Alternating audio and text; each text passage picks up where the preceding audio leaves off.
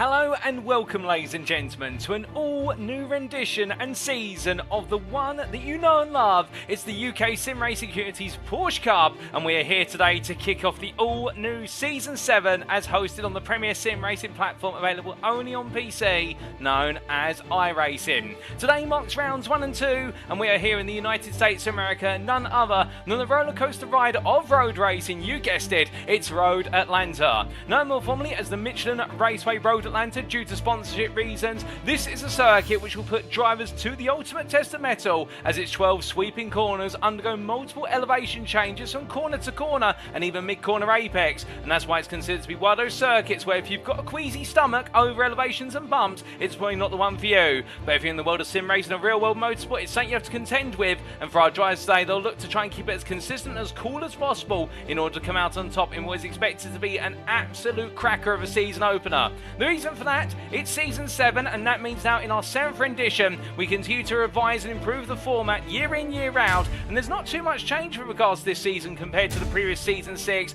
but where the change is, it's on the field. 42 drivers make the way into this season, and we do have multiple returning champions, and in particular in the gold class, we have two-time champions in the forms of James Parker and Philipp Hammer, and they'll be both vying to become triple champions, and it's going to be an absolute nail-biter at the front of the field. But let's not count out the rest of the field, and in the silver class it's going to be wide open, with Luke Andrews, our Season 6 champion, not returning to the silver class for this season. We do hope to see him again in a future edition of the Porsche Cup. It means that we have a open field where anybody in the silver class could become champion. Indeed, we're going to be crowning a new name come the end of all the racing. But we've got a long way to go to get to the very end and crowning champions, and as we kick off today, allow us to introduce the fact this broadcast is going to be brought to you live on the UKSimRacing YouTube channel. Indeed, every single race this season will be live on the channel, so if you're not subscribed to it already, make sure you do so today so you don't miss out at all. In the quarantine booth, you have myself, Paul TX11 Walsh, also known as Britain Spit, depending on what media you follow me on, bringing you all your racing action from rounds around. But let's go into that calendar then and introduce it in its full. And as we can see, we start off today at Road Atlanta with a calendar that sees a good amount of time spent in the United States of America, albeit we switch states over the course of the season, but we also make our way into continental Europe and also a brief visit to Japan in the Asian continent. But as we kick off with rounds 1 and 2 on the 29th of June, after today we'll make our way for round number 3 at the Circuit de Spa-Francorchamps in Belgium. Now you may be noticing already we've got quite a few rounds on here which are single round races rather than pairs of rounds. Well, we took your feedback from Season 6 because many of you absolutely loved the endurance special at Le Mans in Season 6, and we decided, right, how can we make it even better for Season 7? And we have multiple endurance race rounds, and those are rounds 3, 8 and 15, so we end on an endurance race round and we have one early, and our first endurance race round will be next week on the 6th of July at the venerable Belgian circuit. After that, we'll make our way back to the United States of America for the New York circuit, the New York State circuit of Watkins Glen International, seen as the mecca of motorsport in the United States of America, and that'll be rounds 4 and 5 on the 13th of July. Then we'll be having a break week due to the clash with the Spa 24-hour official iRacing event before we return for rounds 6 and 7 at the Virginia International Raceway in the state of Virginia on the 27th of July, and then making our way over to continental Europe once again for the Circuito de Jerez at the Spanish circuit in round number 8, our second endurance round on the 3rd of August, a highly challenging circuit, and the MotoGP layout of the circuit will play host to our drivers there. But we don't pause after that. We make our way back to the United States of America for the third and, well, in fact, the fourth and final time this season, we should say, for Road America. And in the Wisconsin state, in the picturesque Elkhart Lake countryside, we'll see our drivers absolutely roar down the straights and into the corners time and time again in rounds 9 and 10 on the 10th of August, before we make our way to neighbouring Canada for the circuit Charles Villeneuve, also known as Montreal in reference to the city in which it's based. The hybrid street circuit will see our drivers tear up the asphalt and avoid the world champions as best as possible in rounds 11 and 12. Now we're on the 17th of August, and our penultimate pair of rounds on the 24th of August, we make our way for one time this season to the United Kingdom to the old school legacy layout of the Silverstone circuit.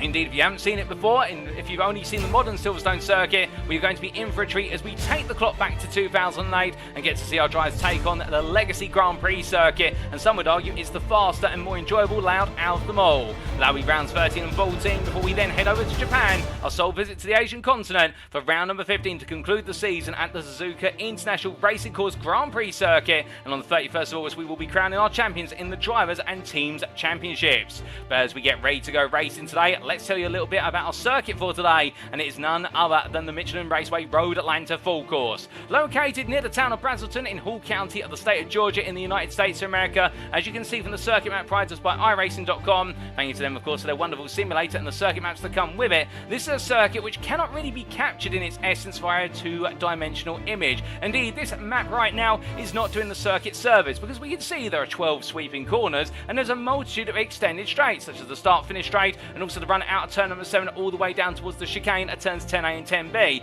But in between all of that and beyond are a wide sweeping array of elevation changes, some of them very gradual, some of them incredibly sharp. Indeed, you wouldn't believe it if we were to tell you there's a completely blind run over the crest of turns 2 and 3 and then the downhill run through the S's of turns 4 through to 5. But let's take a step back and take you around the lap from the map, and as our drivers make their way across the start-finish line up towards turn number 1, it's the elongated right-hander which will see them carry as much speed as possible off the off-camber corner as they ascend up the hill towards turn number 2. Now over the blind summit, they have to brake at turn number 2 in order to get themselves set up for turn number 3. You're essentially braking for the next corner on the apex of turn number 2, and with being a blind summit, you've got to believe you hit your apex before coming down through turn number 3, sweeping into the left-hander of 4, and then begin the S's sequence. Seeing as just a lift-off run through the sweepers there's no corner numbers, but the next corner number is turn number 5, the left-hander that completes the S's, and then it's all about getting on the power as soon as possible on corner exit and maximising the use of the exit curb. Get it right and you'll find yourself charging an absolute plethora of speed up towards turn 6. Get it wrong, however, and you either lose out versus your rivals or you'll end up in the wall.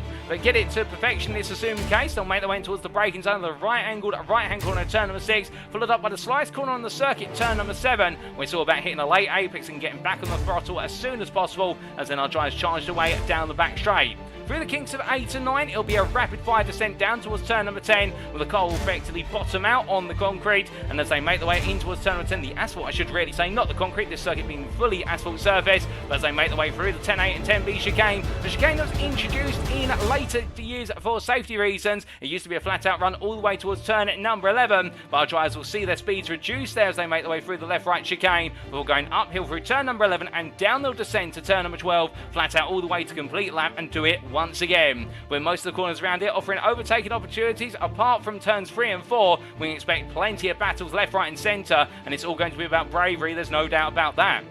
In terms of our rules when we go racing today, in terms of qualifying, a lone qualifying format shall be used, where we'll see all the drivers out on circuit in isolation, so they'll have an instance of their circuit to themselves, and they'll have 8 minutes in order to set their best possible time. But there is no overtime in qualifying, so what does that mean? When the clock strikes 8 minutes, all the drivers have to go into the pits immediately and then make their way onto the grid. There's no opportunity to finish the lap they're currently on, which means that time is incredibly precious, albeit we do have quite a few laps available here today, given the fact the average lap time is in the region of about 1 minute 20. In terms of the races shall commence via a standing start, as is the tradition of the Porsche Cup. No launch control on these cars, it's all about doing it manually as the driver, and there's no traction control or ABS either. And in terms of the sprint race grid, it should be set based on results of qualifying, that's a given, but the feature race grid shall be a partial reverse grid based on results of the sprint race with the top 8 positions inverted. What does that mean in layman's terms? Well, the winner of the sprint race will start P8 on the grid for the purposes of the feature, and we work our way down from the winner to the 8th place finisher of the sprint, and they start on pole for the purposes of the feature.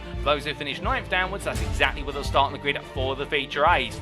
There are no mandatory pit stop requirements in the sprint race or the feature race, which means if we see a driver coming to the pits, there's probably for 2 reasons. Firstly, one fast repair is available in each race, so they'll do so to repair the car. Alternatively, they've been naughty and picked up 15 or more instant points, and therefore they've had to come into the pits to serve a drive-through penalty. But that's enough rules, regulation, everything in between. And as we head back to our live pictures here on a very quiet circuit at the moment, as I do believe our drivers are all going through their pre-race briefing with series organiser Roxanne Marshall. Meanwhile, we do look here to our schedule for today. Times in British Summertime, that's BST, or Universal Coordinated Time +1, UTC +1, and we can see in just over 5 minutes time, we'll be going qualifying for the first time this season, seeing all of our drivers out on circuit in anger, looking to attack the circuit and get their best possible time for pole. After that, we'll immediately make our way to our first race of the day. That'll be the round 1 sprint, 12 minutes in duration. It'll be short, it'll be sweet, and you can expect plenty of battling from the outset, after which we'll take a brief breather of approximately 5 minutes before returning just before 8:30 this evening in order to kick off the feature race of round number 2 feature race, 30 minutes in duration, 2.5 times the duration of the sprint race, and therefore time management is going to be critical for our drivers, as well as being wary of how much fuel they put in the car, as if you put a little bit under, of course, you may be able to get a faster car early on in the race, but you may have to do some fuel saving towards the end. And more in Season 6, we did see a number of drivers not have enough fuel to finish the race unscathed, and therefore had to come into the pits or really lift off towards the end. But hoping that's not going to come, and indeed with all the time we've got remaining here, let's take a look at the field as they make their way back and around. They've been released from the pit lane, they've had their drivers briefing, and well, we do look in particular right now to Patrick Thompson, as we do see the Olympus Esports Vanguard driver making his way down into the S's here, and the Dane flying on through. There's we hear the roar of 6-cylinder machinery, 510 horsepower in each of these Porsche Cup cars, the 902 Cup car, the most recent addition to the Porsche Cup family, as we see a couple of the 88 Tech drivers, they're getting it very wrong, particularly I do believe that's Alistair Hatcher who's had a bit of an incident, and another driver just behind him. But as more and more drivers continue to get themselves set here, we do have quite a few newcomers on the grid. We just saw Patrick Thompson a minute ago. We also do see here DBR member challenges Jeremy Debova, the Belgian driver here, who I've had the pleasure to see race on a number of other series, and I can definitely tell you right now that the Challenge team and the DBR team working the sister teams, they'll be looking to try and do their utmost in the silver class, and Jeremy Debova is a very talented driver out there. He may not be the fastest, but my goodness, he's one of the most dogged when it comes to defence, and when he's under pressure, he's going to be the last one to will, and hopefully I haven't picked him up too much there as he makes his way into turn number 1. But as he comes on through, his teammate will be Dilly Blaming, as we see here the number 7 driver from Belgium as well, going on through in a very colourful livery, that Porsche Cup machine there, as he makes his way on around. But before we come on to any other drivers, we do need to say hello to a good number of you in the YouTube chat already, and if you haven't said hi already, don't be shy, feel free to say hi, for the simple reason that UKSimRacing, we don't bite, and I can promise you I'm not going to bite in the commentary booth, and the guys and girls already in the chat aren't going to bite either. We're all a friendly community here, and we say hello there to Medmo, or Matt Edmondson, who says hype, hype, hype, and with some funky Ghostbusters music in the intro. Indeed, we like to mix things up with the synthwave that we use season in, season out. We also do say hello there to Thomas Coe from Let's Go Olympus Drivers, and we also say hello there to Nathan Scott, who says it's going to be saucy and good to hear that familiar voice. Well, thank you very much, Nathan. I'm glad to be back in the commentary booth, and it's a privilege for me to be bringing you season 7 as the story continues, as we also say hello to Carl McGurk there, who says oh hi, and hi to you, Carl. I hope you're doing well.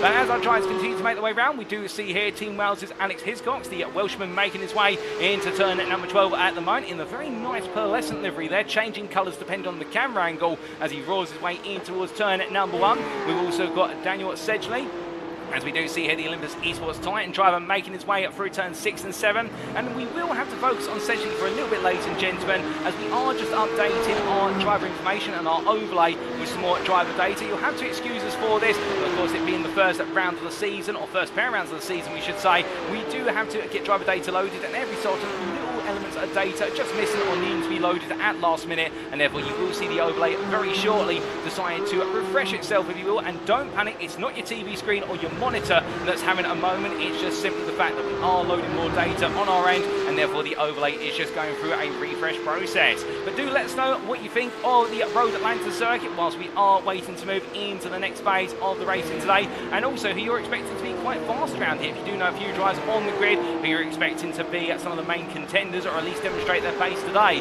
keep in mind of course that we do have 2-time gold champions in the form of James Parker and Philipp Hammer, both on the grid here, and we're expecting them to really light things up the front of the field. And will Philipp Hammer, his story from last season was one about turning things around after an absolutely dismal start to his championship defence, but turned it around in the second half of the season, and it was a story to be remembered up against the pressure of Alex Peregrina in particular, but also Herodas Tratatus. But as we continue to essentially make its way into turn number 6, and we continue to have a bit more driver data coming through for us. The Road Atlanta circuit being a circuit which is associated with a good number of things. It's also associated with some controversy over the course of its history, but we won't go too much into that controversy, but it used to be seen, if I do remember, as a place where drug running was done back in the early days. Albeit I don't quite know the story about that one, so I'm not going to try and dictate without facts. But it is also a circuit as well where the average lap speed used to be much higher compared to its current configuration, and the circuit in the end had to be brought down in terms of speed due to safety concerns. And as we mentioned earlier, the turn 10A, 10B chicane being the main area in which the safety was brought in, with that chicane breaking the speeds down rather than the run over the crest of turn number 11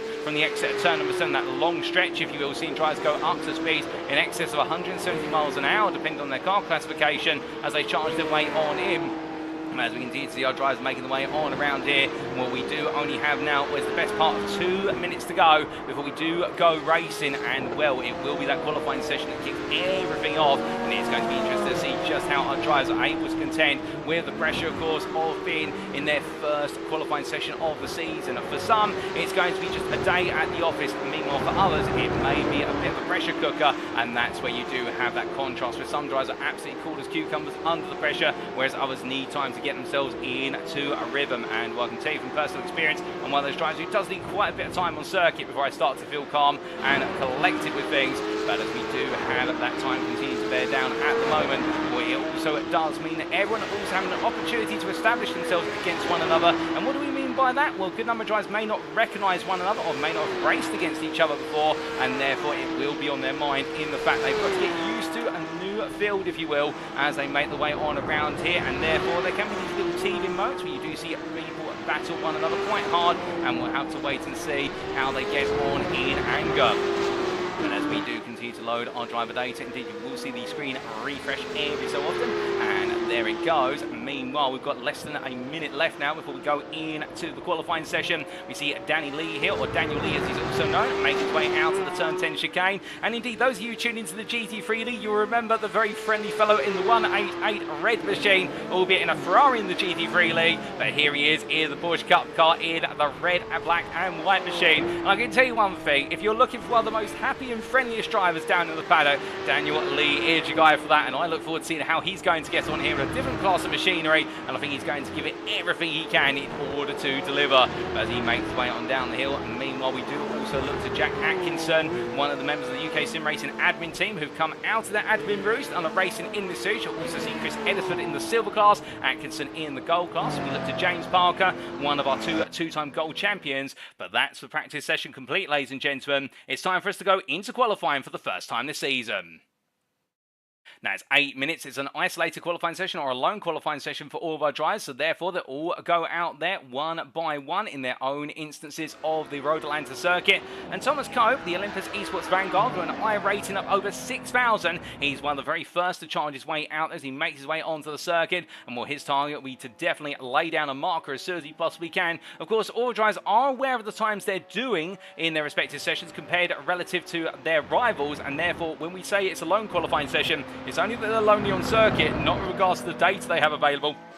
And the key thing is we have that view and are able to switch between drivers as we so desire as the broadcaster here. And as we do see Cope making his way in towards turn number 6, we also look to Dean Powell, another name you'll remember from the GT3 series. And indeed, he's made his way over to Porsche Cups there in what is quite an interesting flavour of colours on the car in the gold class there in the white, pink and blue machine. We look forward to seeing how he gets on as he makes his way on around turn number 7. And we also do look to Paul Joseph Clist in the silver class, racing for the Olympus Esports team there as he makes his way on around. Wonderful livery on that car, I must say, really does stand out of the canter. And well, will he be able to channel the power of the gods in order to put himself on silver class pole today? That'll be his target, of course, indeed the target of many drivers to try and put themselves right up there. But as he makes his way on around, we also do look to is the Effect Simulations driver of Paul Busby, and you'll know and love him. He's been a driver who's competed in Porsche Cup in the past, as the Effect Simulations driver makes his way over the rise, and we get ready to jump on board him as he takes us around for a flying lap of the circuit.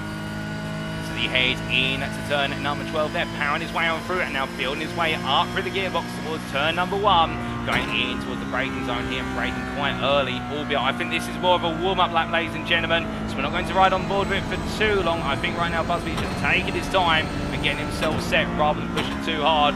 Therefore, we'll jump away for a brief moment and we'll have to get a reference lap from another driver shortly. And well, as we do wait to see some other drivers making their way on through, we do see Ben Peterson making his way in towards turn number 12, and we jump on board with him instead in the number 881 Gold Class car for a lap.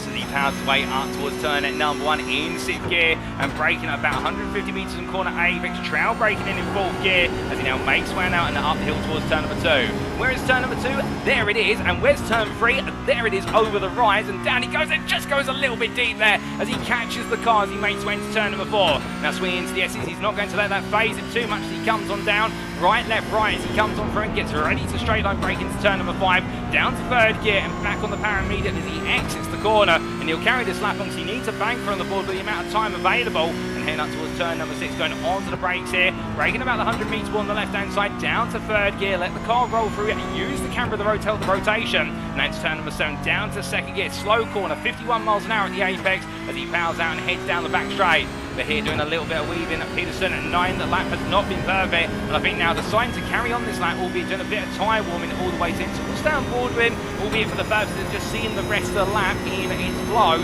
but it's not going to be truly representative. I think the time the Gold driver wants to be able to do as he makes his way down towards the turn 10 chicane, braking about 150 metres from corner apex into 3rd gear, straight line between the 2 apexes where he can, gets a nice early rotation over the turn 10B as he makes his way over the riser 11 and down into 12, and it's going to be as close as possible to a flat out charge through 12 to complete that lap and go on to another lap, but it was a slightly compromised lap for Peterson as he now goes on to another, and well, we'll have to wait and see whether he can improve on that 22.677. My gut instinct says yes he can, but it is going to take him some time, as meanwhile we look at some drivers who have already got times on the board, and well, here's why the Blackout Motorsport drivers, we can't say Blackout Motorsport New Zealand anymore, that's the team name from last season. That's the fact they do have a new member of the team racing today who's racing from Australia, given the fact now they're split across New Zealand and Australia. But one of our favourite New Zealanders, of course, Samuel K. Sproul, as he makes his way on around through turn number 7. And if you're thinking right now, it's it's 8 o'clock in the evening in the United Kingdom, where I'm based in the commentary booth, and he's based in New Zealand, where if you do a little bit of mathematics, it's effectively about 5 o'clock in the morning,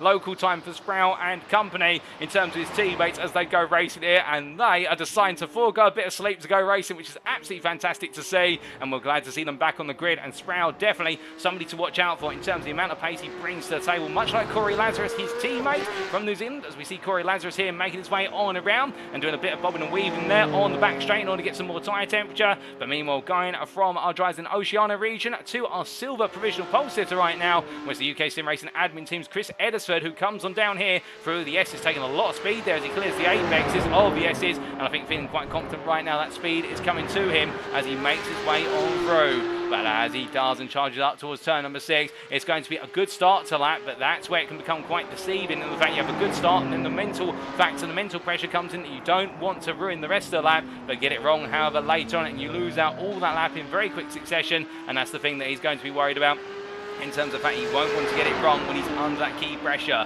But as our drivers continue to make the way on around the completed half the qualifying session already, apologies again for the overlay refreshing itself very often, but just to reassure you, that's not your TV or computer screen, that's happening on our end, and we won't be seeing any more refreshing of the overlay hopefully today, as we do have all our driver data now fully in place. And well, as we do see Edison making his way out of the chicane and over the rise he goes, will he be able to find a bit more time as he makes his way on around down through turn at number 12, coming on through here, where he's currently a provisional pole, albeit by only what is 700ths versus Rance, and Edison goes even faster, P13, overall now P14, in fact on a 20.471. Meanwhile at the front of the field, Philipp Hammer from Team Germany goes fast as everybody with a 19.273, 8 thousandths faster than what is Cope there, Thomas Cope in P2, and the rumour down in the paddock we've heard circulating the build up to tonight is an 18.9 may be possible in these conditions, albeit it takes an absolutely perfect lap to do so. Low 19s will be pole in the gold class, that's for certain, and meanwhile in the silver class we're expecting low to mid 20s to be the pole lap,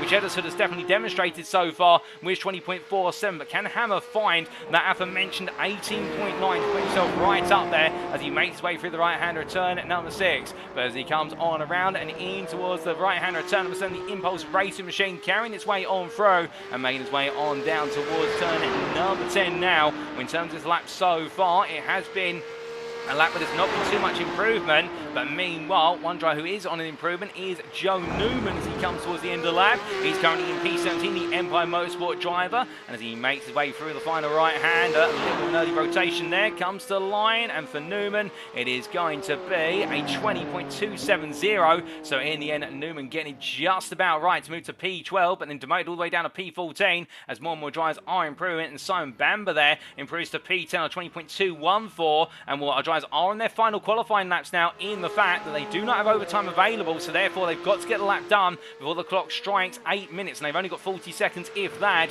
But meanwhile, we look to Adam Grivson, as we can see him here, the silver class driver, currently P4 in silver class, provisional, making his way through the turn 10 chicane as Marcel Fritsch moves up to P13 on 20.256. But what about Grivson as he makes his way over the rise and down? The FR20 Sim Racing machine looking good there as we see that wonderful camera shot from the curve of turn 12. He heads to the line, and what's it going to be this time? He does not improve. He stays where he is, just behind Sean Cranley Swash, and well, right now Cranley Swash in P22. But meanwhile, for our drivers, that's qualifying complete, effectively, ladies and gentlemen. Can he always sneak a lap in at the very end? I don't think so, and it is going to be Philipp Hammer who takes overall on gold pole. Meanwhile, Chris Edison starts P20, silver pole position. But that is qualifying complete, and now let's take you through the grid. It's Philipp Hammer who starts on pole position for Team Germany, joined on the front row by Olympus Esports Vanguard's Thomas Cope. On row number 2, it'll be Igor Kos for FTR Esports and same with Kay Sproul for Blackout Motorsport, with Corey Lazarus for Blackout Motorsport and Effect Simulations, Paul Busby on row number 3. James Parker starts P7 for AI Race Summaries DCW Racing, with Patrick Thompson alongside for Olympus Esports Vanguard, with Daniel Sedgley and Emil Koopmans respectively for Olympus Esports Titan, Apex Missers completing your top 10. On row number 6, it's Simon B. Bamber and Jack Atkinson, followed up by the pairing of what will be Marcel Fritsch for Team Germany and Dean Powell. And then we've got Joe Newman and Lee Holmes on row number 8. On row 9, it's Ben Peterson for Blackout Motorsport and Som Sports Khalid Ramadan, with Danny Lee starting P19, and he is ahead on the 10th row of the grid of your silver pole sitter, UKSimRacing admin teams at Chris Eddersford. Behind them on the grid, it will then be Chris Rance for CS SimRacing UK and Sean Cranley Swash for 24-hour Bunty People, with Adam Grivson at P23 for FR20 Sim Racing and DBR Environment Challenges Jeremy DeBova.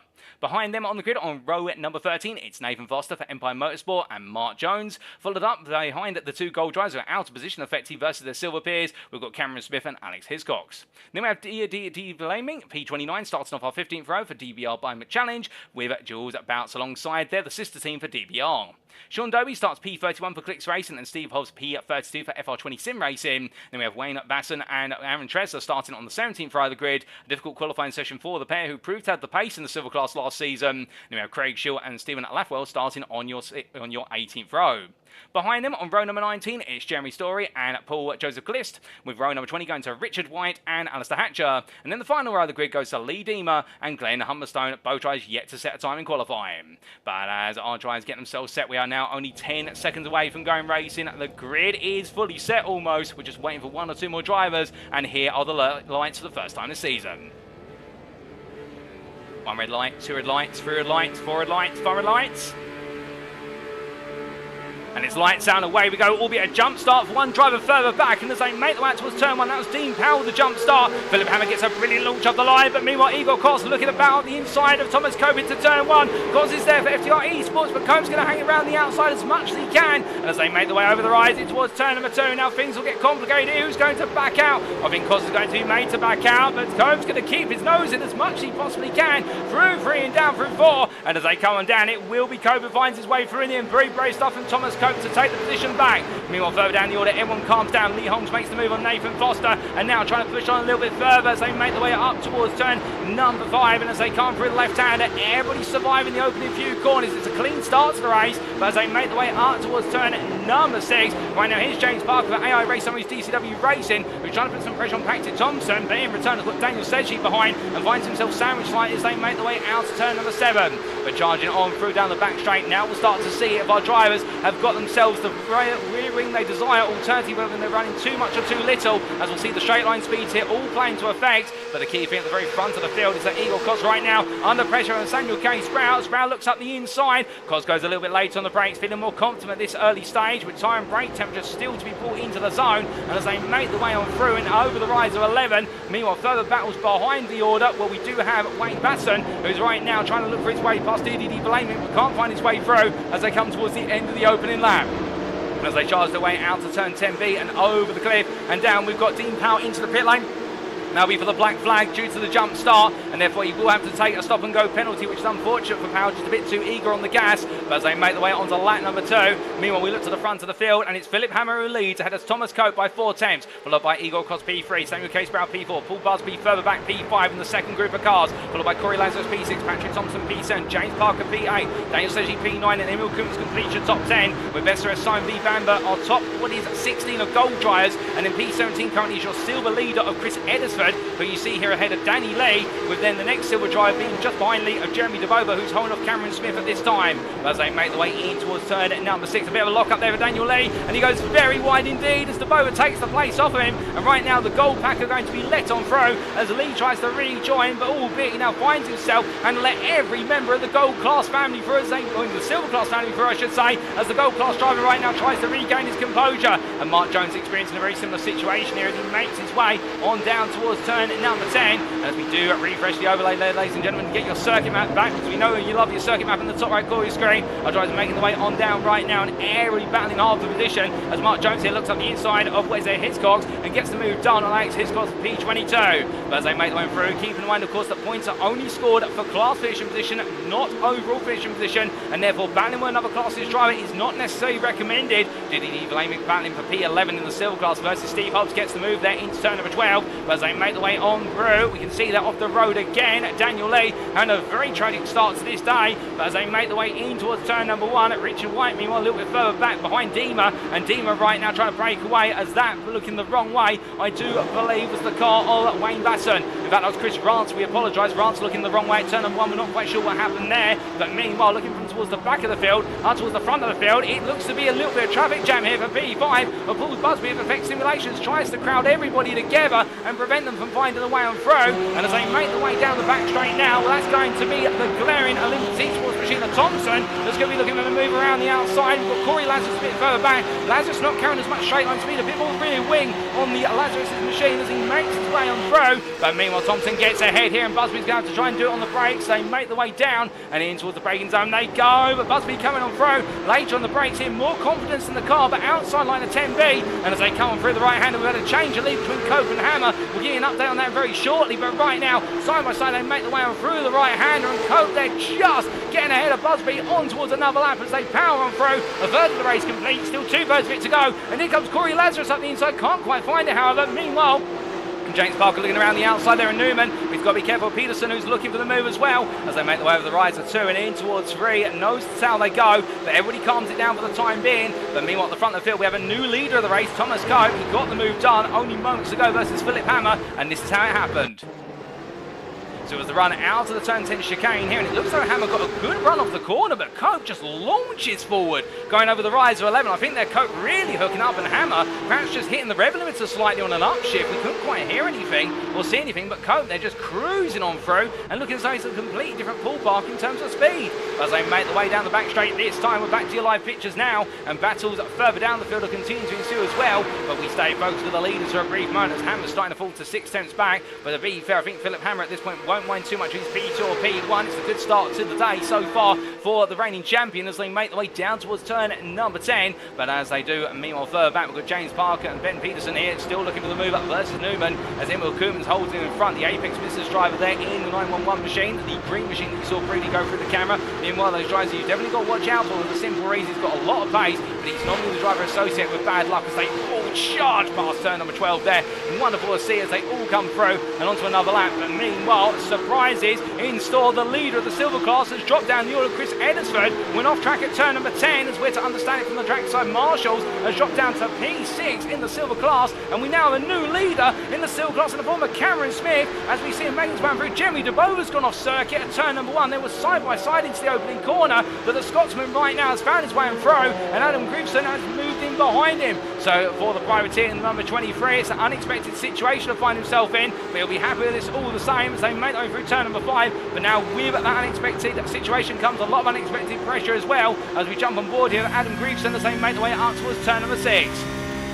Now the FR20 Sim Racing driver at this point just needs to play it calm and collected. He has got Mark Jones behind him. We've got half the race to go, so approximately another 4 laps after this one. But the thing with Jones is he can arguably let Jones go and let Jones act as a bit of a battering ram versus Smith in terms of Jones tries to force a move on Smith and then Grissom getting close behind. But as they make the way down the back straight, we can see the toe starting to come into effect in terms of slipstream. But who's going to gain the greater out of this? Well, I think right now Grissom gaining little by little and finding his way alongside here. So he's running a little bit less freely by comparison, but it's marginal. And as he goes onto the brakes, he's not quite got the run on the brakes compared to Smith, who defends hard on the inside there at 10B. And Grissom made to go backwards slightly with Jones all over the back of him as they make the way in towards turn number 12. But interesting there, Grissom having a bit of the speed advantage given the natural slipstream effect, but not quite as confident on the brakes right now, and that could be telling of what Smith's going to be able to do in terms of defending. He might just be able to break Grissom into those heavy braking zones and keep himself alive as they make the way through turn 1 into 2.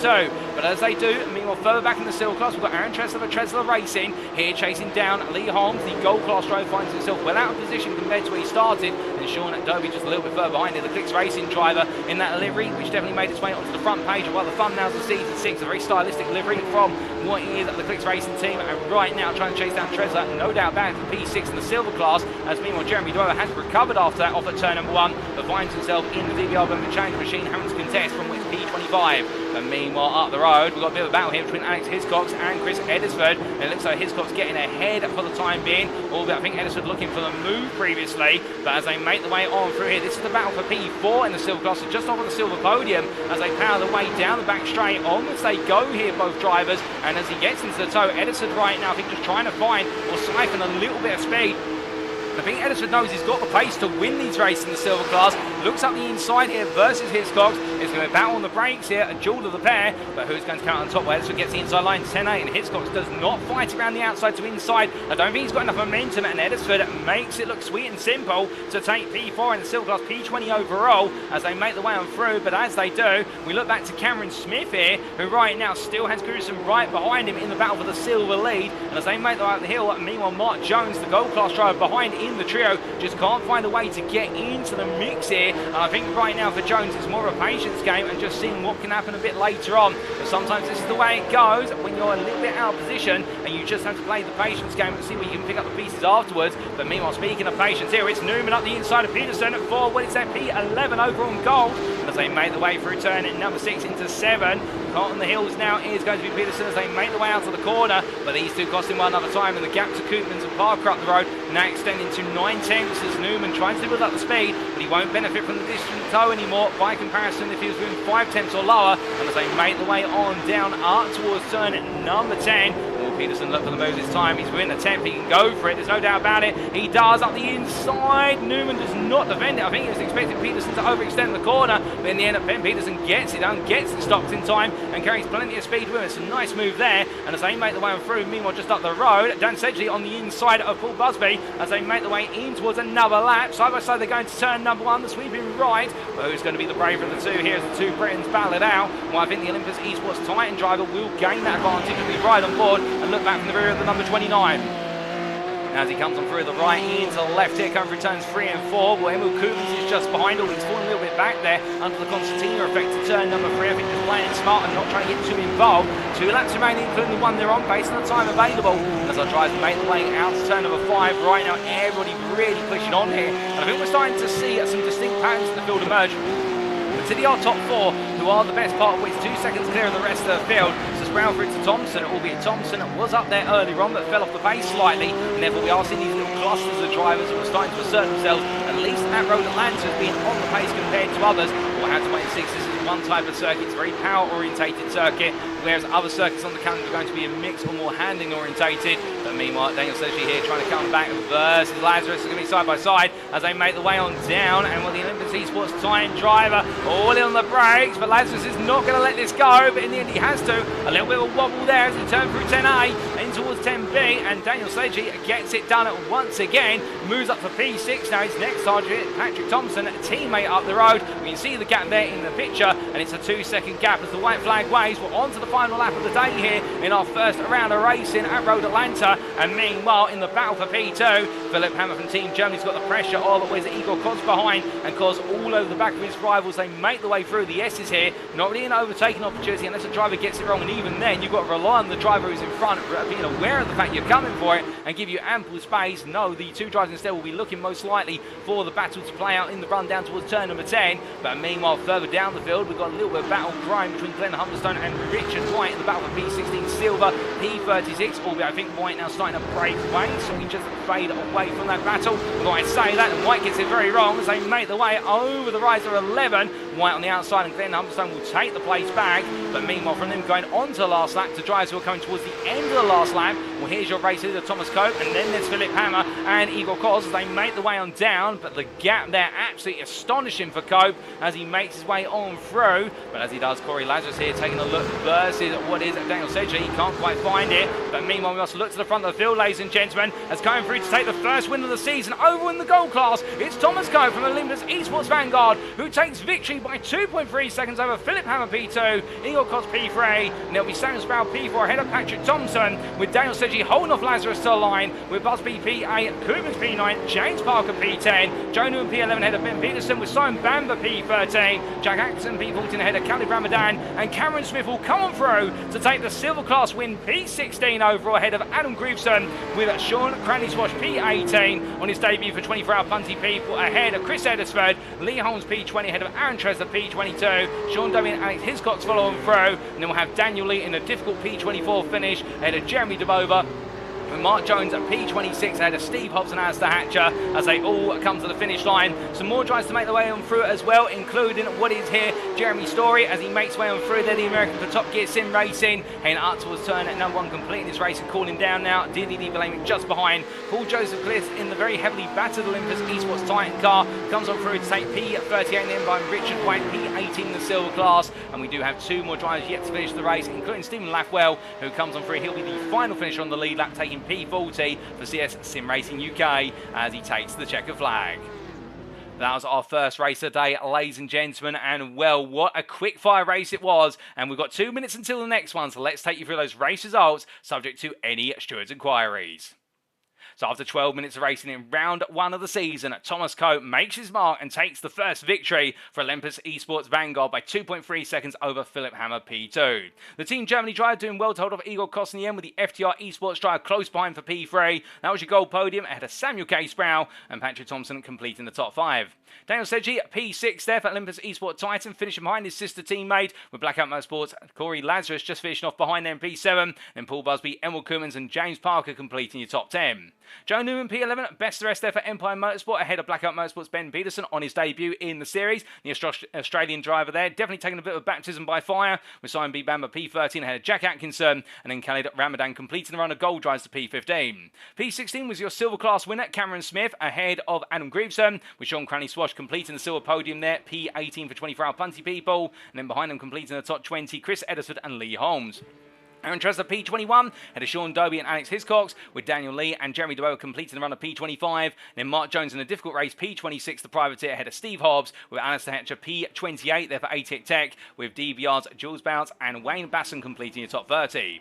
Craig Shield P31 ahead of Marcel Fritsch, with Jeremy Story P33, and then DBR Bowman challenges DDD Vlamic P34 ahead of Lee Deemer, with Glenn Humberstone, Richard White, Paul Joseph Cliss, Dean Powell and Stephen Lathwell completing the top 40. And then in the last 2 places, finishing at least 1 lap down, Nathan Foster with Chris Rance for that early retirement, finishing at P42 for UKSimRacing UK.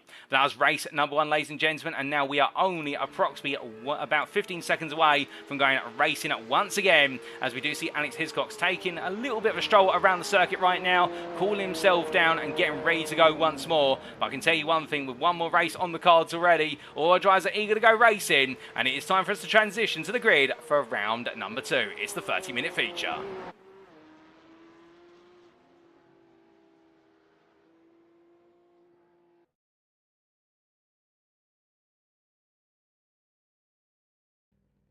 So as our drivers make their way onto the grid for the second race of the day, this is how they line up with the top 8 inversion. Paul Busby takes reverse grid pole position for Effect Simulations with Blackout Motorsport's Corey Lazarus alongside him on the front row.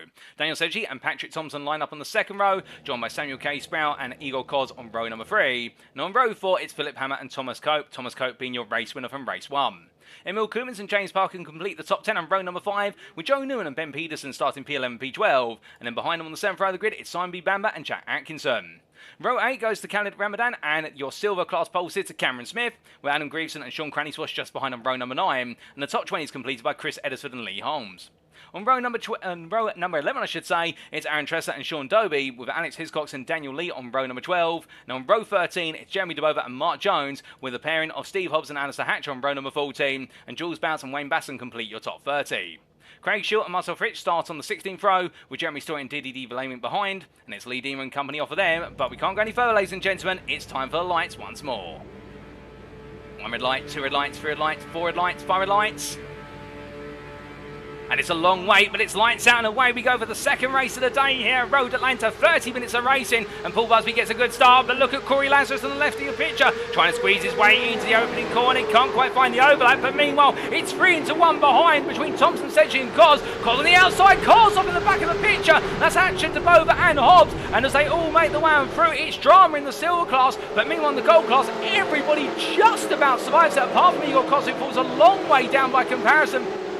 Koz down to P11 already as a result of being elbowed out in the three-wide situation. I think there many would argue he should have perhaps backed off a little bit, but then again the racing animal takes over, and it's that racing spirit of course. But as they make the way down, oh goodness me, it's a nasty knack to the wall there for a driver, and that's the FTR Esports car of Koz, and it's pandemonium as they make the way in towards turn number 6. Cars over the middle of the road. I think a lot of drivers not getting time to slow down as they all try to survive a major incident, and well goodness me, that's at least 10 if not 15 drivers all into the scene of an incident, and well with that it's going to shake up the silver class in particular like a salt shaker as they make the way through. And with it all, ladies and gentlemen, I can tell you right now that Wayne Basson is now your leader in the silver class ahead of Glenn Humberstone after everything has played out here, albeit the top what is 11 of the field have just disappeared off into the distance, and it's P12 and downwards that have been affected by all the pandemonium. But as we look here to Dean Powell up the inside of Marcel Fritsch onto the inside there into turn number 10, and as he makes his way through, makes the move, makes it look sweet and simple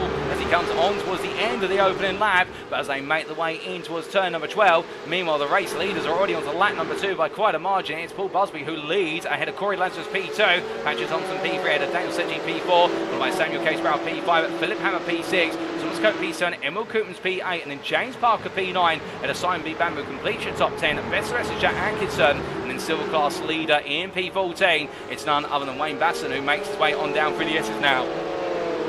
And as he does, he's got Glenn Humberstone at second place in silver class for Hot Company as they make the way on through the S's, and then Alex Hiscox a bit further back in their third place silver. But as they roll the way on through, we have had, ladies and gentlemen, the best part I can tell you now, we have got 14 cars in the pit lane with down. Alex Hiscox gets it wrong at turn 5, tries to get the car back together, unfortunately can't move it out of the way just in time, but he reverses, it's carnage there as there's contact with Richard White's car, and White is sent to the barrier, and very unfortunate as White was looking for the move versus one of his rivals, and in the end found a face fall of the stricken car. But now for White, it's a tow to the pits indeed for many a driver. There's a lot of damage, and I think this round is definitely going to see quite a few drivers called to the steward's room afterwards, and a few finger wags from the admin team. But as they make the way on down, not to be confused with the UKSimRacing admin team that's racing today, or as they make the way on down the back straight here, Jeremy Story right now under pressure from Daniel Lee as they make the way into the braking zone. And look at this, Khalid Ramadan looking for the move as well. It's going to be 3 wide on the braking into turn number 10, but in the end Ramadan backs off.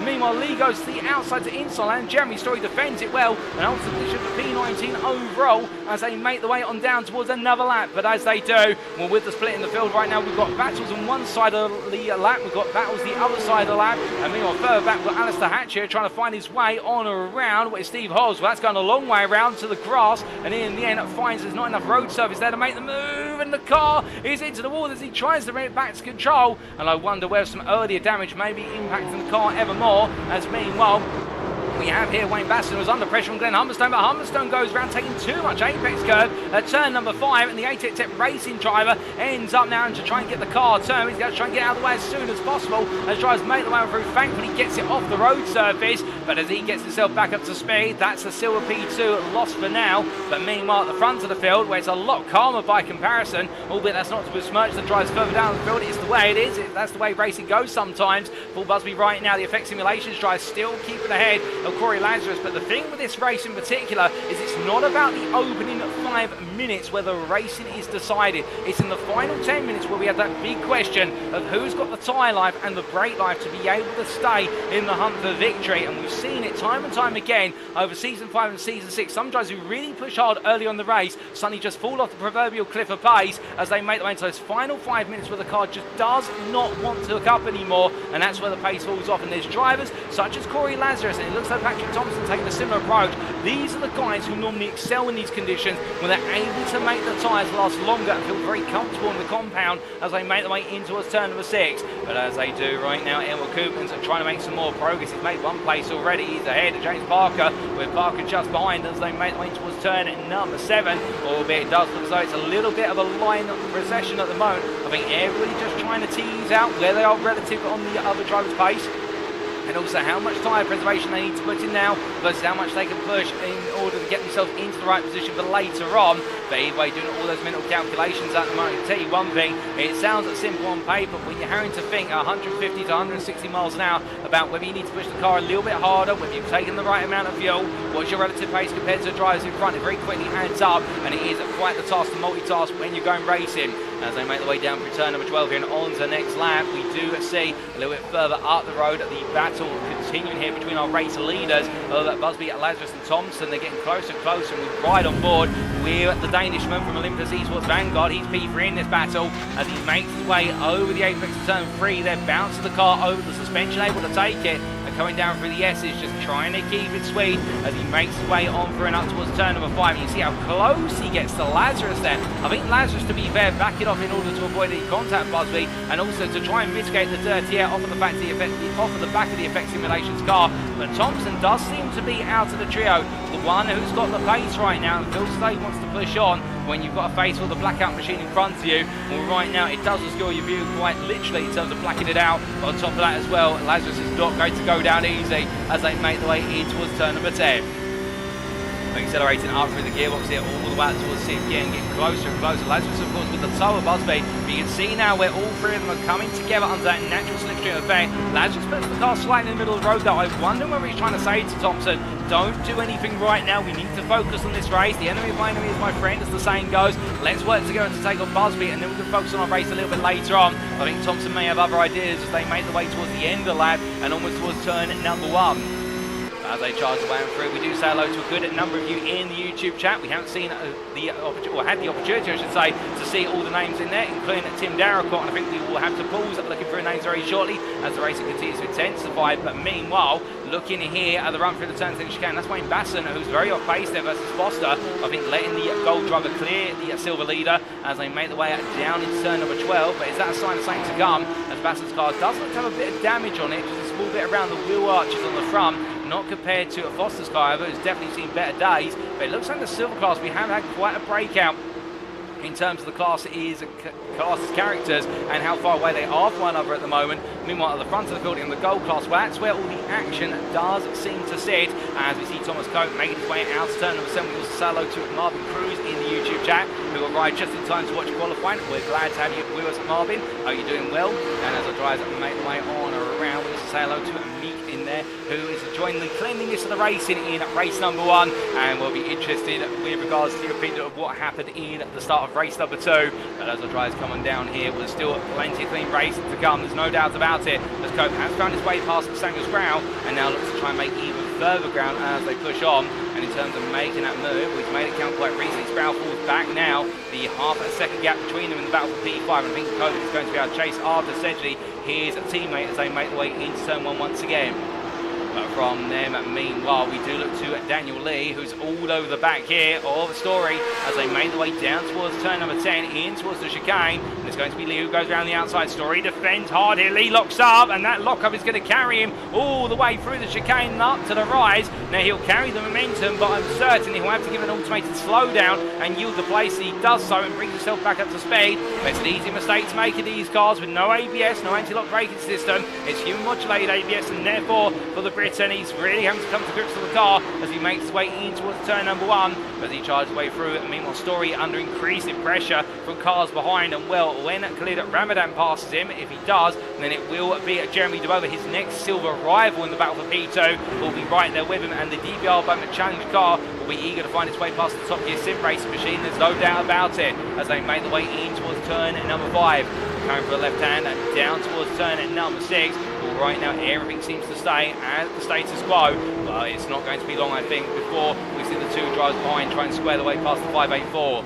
But from them, meanwhile, we look to Patrick Thompson, who's had a bit of a run off the circuit at turn number 10. As I'm hearing in my end, he's losing places. Sprouse just found his way through, but Thompson goes defensive versus Hammer. He does not want to yield, but Hammer says, well, fine, I'll go a long way round if I have to. And as they go side by side into turn number 1, it's going to be Hammer all the way up the hill, but can he find it into 3? That's where he's got to get the move done. Thompson digs in deep, and Hammer is made to wait once again as they make the way down the hill through the exit. But Hammer there definitely trying to seize on the opportunity of Thompson's mistake on the exit at 10B. Couldn't quite get it done. Sprout did find a way on through as they make the way out to turn number 5 onwards towards 6. Well, very close between the drivers here, but Emil Koeman's also just in earshot of this battle, but a little bit further back. So you're by Hammer's car on our camera right now. There you can see Koeman's wheel at James Parker tucked in behind, and Parker not making much progress right now. We're wondering if Parker may have been able to make a little bit more progress compared to race number 1 of the day, but it looks like Parker's still there, ran inside the top 10, albeit not quite on the pace. Some of the drivers further up the field, I think he might be trying to save the car for later on and focus on getting the places in tyre degradation becomes a major factor. As the drivers make the way down towards turn number 10, you can see Thompson able to open up that gap quite nice as they make the way on through the chicane, but then again Hammer a little bit bolder on the brakes there, much more aggressive. Thompson went a bit wide, and I think it's that wide run on the previous lap which cost him at the place to Sproul, and now Hammer's going to be there once again, and this time Hammer looks inside, but Thompson covers him off quite late in the day there, but Thompson made his intentions clear, and Hammer right now will probably be thinking, okay, you pushed it a little bit to the limit there, now I'm going to push you to the limit even more as we ride on board with the Team Germany driver, reigning and defending gold champion, as he makes his way over the rise of 3 and down 4 he goes. But this is where there's no real opportunity to make a move unless the driver in front makes a mistake, albeit we don't want the commentators to apply to any of them as they make their way through turn number 5. You see Hammer just backing off there for a bit in order to give himself a little bit of cooling room, and also to negotiate that dirty out of the back of Thompson's car, which will affect the way the car turns into corners, with the front end downforce being affected, essentially stripped off the car. And as they make the way in towards turn number 7,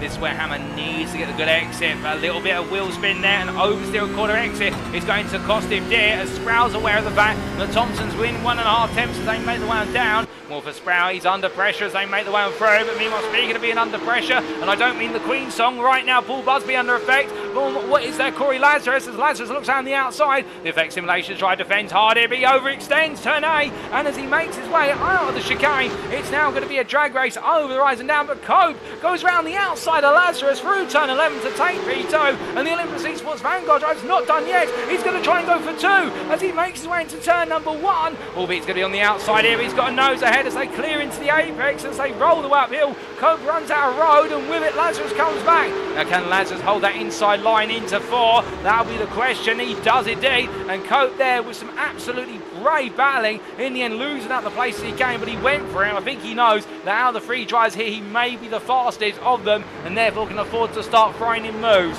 As they make the way through turn number 5, Daniel Seji behind him, Patrick Thompson, the Olympus Esports team right now being vanguarded, if you will, by the Vanguard driver of Cope as they make the way out towards turn number 6, and I think Cope wants to try and get all 3 of them onto the podium if he can.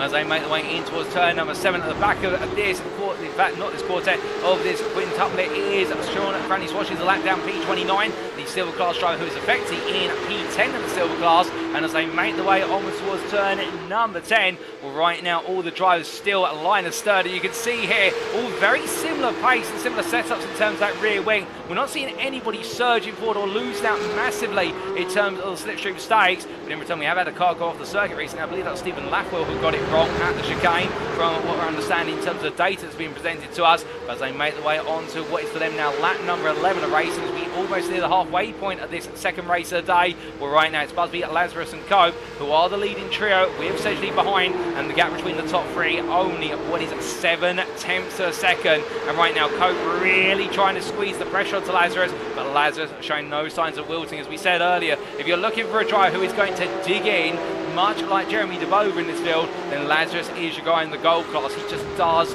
not give up to pressure, and as they make the way through the S's, it's all been articulated here. As meanwhile further down, looking for one Blackout Motorsport New Zealand driver, two one Blackout Motorsport Australia driver. Here's Peterson as he makes his way up the hill through turn 1 on the back of Joe Newman for P14 in the gold class, and trying to look for a way on through, but can't quite find it at the moment. And Newman just trying to keep his head down and carrying on as they make the way on through up towards turn number 5. But as they do, meanwhile, we've been focusing very heavily on the gold class due to the calibre of the battling in there. The silver class is still quite spread out in terms of where the drivers are relative to each other, but we can tell you it is still Wayne Basson who leads in the silver class ahead of what is Khalid Ramadan there, albeit Ramadan being the gold class, so therefore not in the same class by comparison. But Jeremy DeBover there, a little bit further back, but pulls that forward, ladies and gentlemen. We've got a battle for the lead here between Corey Lazarus and Thomas Cope. Paul Busby, I think, has finally fallen, as it's going to be Cope on the inside. Bit of door rubbing there as they go through turn number 12, and it looks as though Corey Lazarus has found the move. Cope's on the inside into turn 1. He's going to capitalise on this and try and make it count all the way through the right-hander. Up the hill they go, still side by side, and Cope finally gets it done to take the P2 off of which Paul Busby, albeit now it's going to be literally the dominoes falling left, right and centre. Essentially tries to say, well, I can do it too, and then gets reminded not into the S's you can't, as they make the way down through the S's now, and Paul Busby making himself as wide as possible there. But now for sure Cranny Swash, who's behind Thompson, he finds himself a lap down and needs to respect the blue flags. He can only do so when it's safe to do so, and well, there you can see as the drivers make the way up towards turn number 6. Samuel K. Sproul heading in towards the top 5 battle. He just needs to clear Cranny Swash, and he'll give himself an opportunity to get right back in the mix. But as they make the way out to turn number 7, and meanwhile we look back to the leader of Lazarus here with Cope all over back of him. Cope has been unleashed onto the world now. You can just see the speed that Cope is bringing as he's on the right of your pitch, and they make the way down towards turn number 10. He'll swing to the left of your pitch on the reverse camera, and as they come in towards the braking zone, it'll be Cope as the inside into 10A, but Lazarus is going to try and outbrake him to get the inside of 10B. Side by side they go. Cope decides to cut it back. Lazarus sees it coming and just simply puts the car right in the face of Cope as they make the way through turn number 12 once more. But we ride on board and look back from the rear bumper of Lazarus' car, and there goes Cope looking to the inside, and meanwhile Busby also behind. And as they make the way into the opening corner once again, Thomas Cope takes the lead of the race. Lazarus cuts back, however. Has he got enough time uphill to get this done? It's going to be bold here. He's going to get it on the brakes to the free, and no, he does not. And Thomas Cope takes the lead of the race with still 13.5 minutes to go. As they make the way on down. Meanwhile, we have had a change for the silver class lead as well, which we'll give you an update on very shortly, and it's Jeremy DeBover who now leads the class. And you see Jeremy DeBover here as he makes his way over rise and down. And how was the move made, I hear you ask? Well, as we see him make his way up past the stationary camera there with Wayne Basson 2.5 seconds behind, this is how the move was done. It was in the run into turn 1, so DeBover looking for the move after Ramadan had passed towards Basson. Into the opening corner they went. Wayne Basson goes very deep there and almost in a way relinquishing the position. I wonder whether Wayne Basson's got a problem in that car, because we can see some damage on the car, particularly at the rear of it, and I wonder if that's cost him time, and therefore he's just not got the right to fight, but instead focusing on trying to keep as many places as possible. With DeBover making the move count, now leading there on his debut in the Porsche Cup hosted by UKSimRacing, and as he makes his way on through and up towards turn number 6, right now just keeping his head down and carrying on. But meanwhile we see Corey Lazarus here all out of sorts and losing places left, right and centre, and what on earth is happening to Corey Lazarus? It's been an off track at turn 10B, and now he's got Philipp Hammer, an old rival, looking for the move around the outside as they make the way into turn 1. He can't quite find it, however, can Hammer, but what he can do is find a cutback in the run up towards 2, but this is going to be bold from Hammer, and he can't get alongside as they make the way down through 3 and into 4. Lazarus goes a little bit off the road once again, and I think right now the New Zealander a little bit out of sorts. He tries to regain his composure, but this is the worst place to be out of your rhyme and rhythm. Going through the S's into turn number 5 for the simple reason there's a very defined line for this sequence of corners, and when you're not in the zone you're going to feel it immediately as they make the way up towards turn number 6. But as they do, Hammer still there all over the back of his rival, and further down the order, further silver battling going on. Paul Joseph Bliss right now battling with Jules Bouts for P16 in the class, and he has got behind him what is there essentially Story, who is a lap up, and this is where the confusion comes, and the fact we've got silver class drivers who are a lap down and those on the lead lap all intermingled together now, as in fact I think their Cliff started to lose out versus Bouts when it's an 8/10 of a second gap, and it is growing quite rapidly versus what is there Jules Bouts in the DBR machine from Belgium. As he makes his way on through. Meanwhile, we do look towards the back of the field. That's Parker versus Atkinson. James Parker on the outside there, Atkinson on the inside, and the UKSimRacing admin team driver makes the move on the iRacing Summers DCW racing car. Albeit I think Parker here getting ready to come back at Atkinson as soon as possible as they make the way on to another lap. Still just over 10 minutes to go, and as they head in towards the braking zone for turn number 1, things between them continue to calm down for a brief moment as they make the way on through, and that gives us just enough time to say hello there to Mozzie at 700 and also to Lars Devan in the YouTube chat. If we have missed anybody else, I do apologise there, but the race action being so fast and frantic, it does mean that we have to keep our eyes on the racing first and foremost. But as they make the way out towards turn number 5, Parker right now trying to reassess where he can make a potential move versus Atkinson after losing that initially, and as they head onwards towards turn number 6, we ride on board the front bump here of Parker's car as he heads into the right-hander, and we'll get him very close under braking as he comes on through. And this will give you a perspective how close they get to one another under braking when they're on the attack and defence. Well, we normally see it from the rear bumper camera, but now we're seeing it from the front of the car. And as Parker tries to get closer and closer here, 2/10 is the gap as they emerge onto the back straight or thereabouts, and now it's closing quite quickly here as he brings it down to a 10. And where will Parker go? Will he be made to go to the outside or inside? It'll be the outside as he looks to go side by side into the turn 10 chicane. Atkinson defends hard here on the inside, or Parker tries to cut it back through, but Atkinson has his number each and every time and just simply straight lines the car on through and makes his way over 11, but Parker's not done yet, still within the 10th as they make the way through turn number 12 and onwards towards 1 they go, and nose to tail here all the way, and this is the battle for P9 in the golden overall category that you're looking at as they make the way through the right-hander, but in the end it does look as though Atkinson able to hold on, as meanwhile Parker's still trying to knock on the door of the UKSimRacing admin team driver. As they make the way onwards towards turn at number 5, we look from them back up towards your leaders, and Thomas Cope, after making that move to take the lead of the race, he is absolutely stormed off the distance. His next rival is sister team driver Olympus Esports Titans Daniel Sedgey, who is P2 ahead of Patrick Thompson, and right now it is a top 3 with Olympus Esports. They're looking to make it a podium all onto them. You can understand why that would be a huge achievement in the first races of the season to be able to do it in at least the first 2 rounds. And one of them is meanwhile off the road there is Jack Atkinson. What on earth has happened to Atkinson? He's got off circuit, and as he tries to recover, well, I think there's a bit more to a story. He's decided to take a detour, and well, we'll take a look back at the replay of that very shortly if we can get it on cue. But meanwhile, that puts Atkinson all the way down to P11, and Dean Powell now chasing after him, the privateer in the 24 car, having a better second race today after the jump start in race number 1, which saw him fall out of contention with the penalty in the pit lane coming into lap 1. But behind him we do have also the battle here between Marcel Fritsch and Ben Peterson as they make the way down towards turn number 10 into the brains on the go. Peterson up the inside, and the Blackout Motorsport New Zealand, Australia driver I should say, making his way on through and getting it done there. A nice move in the 881 for P13 with Fritsch and Foster now also trying to come after them as they make the way through the final corner. 8 minutes still on the clock here, and I don't think this battle is done yet. All 3 drivers I think have got damage to their cars, and it's affecting them differently. I think for Peterson in particular, he's not got as much straight line speed. Meanwhile, Foster's got a lot of speed, but the cornering doesn't seem too hooked up. Marcel Fritsch goes overly deep.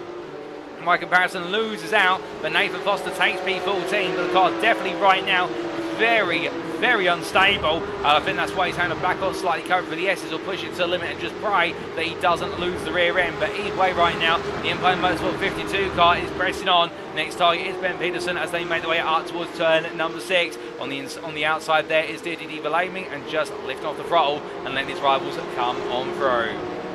as they make the way up towards turn number 7. Meanwhile, we do look from them up to what is the battle inside the top 5 right now, the gold class, and this is between Paul Busby and Corey Lazarus, with Philipp Hammer also in tow.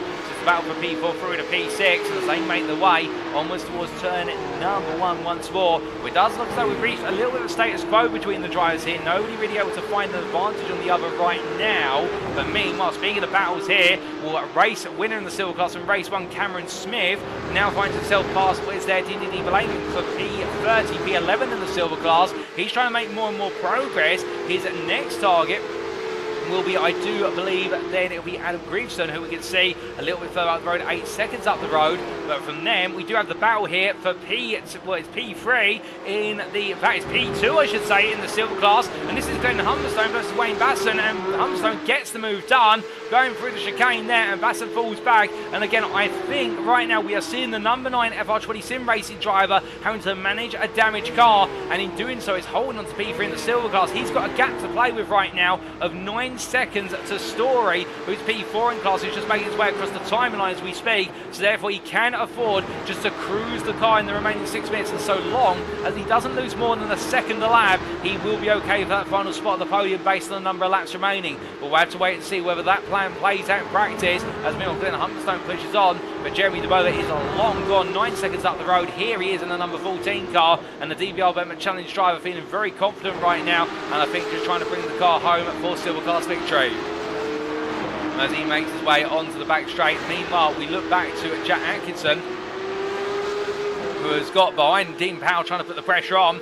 Powell looking for the move here, going into turn number 12, can't quite find it, remembering of course that Atkinson at one point battling to be P9 versus what was at the time James Parker, but an incident at turn at number 7 led to the dash to his hopes there for that potential finish, or at least for the time being. But right now, Powell 3/10 behind, and we do have Grewson, who's a lap down, P29 behind them, having to watch. He's got the proverbial popcorn seat view, if you will, in the fact he gets to watch the battle, but he can't really get involved in it, given his relative position to the drivers in front of him. And as they make the way down, meanwhile, Nathan Foster has got ahead, but meanwhile, it's Ben Peterson who's taken a little bit of an exploratory turn through turn 3 into 4 and off track there. Very easy to do when you're mid-battle, but I think for the Australian driver, a mistake that's proved very costly, and we take a look back at what exactly happened. Making his way over the horizon under brake, it just misses braking point. You can see they're having to snatch the car before it went round, going into turns 3 and 4, and therefore the Blackout Motorsport driver decides to lose a couple of places, then return, regaining control of the car and keep himself right in the race as he makes his way on down the back straight. Meanwhile, we return to your live pictures and we refocus on Atkinson versus Dean Powell in the battle for P11 golden overall as they make the way on through turn number 10, and will Powell all over the back of Atkinson as they make the way out the corner. We ride on board with the number 24 car, which is definitely right now all fired up. It started from towards the back of the field. It's gained 27 places since the start, so to put you in the frame, it started from P was 39 on the grid and will survive in that opening lap instant right now. Dean Powell definitely trying to make everything count as much as he can, albeit still not close enough to try and make the move on Atkinson that time through 1 into 2, and they're going to try and set the move up later on in the lap, but the pressure is on Atkinson here to defend, and he's running out of time as well to make the move.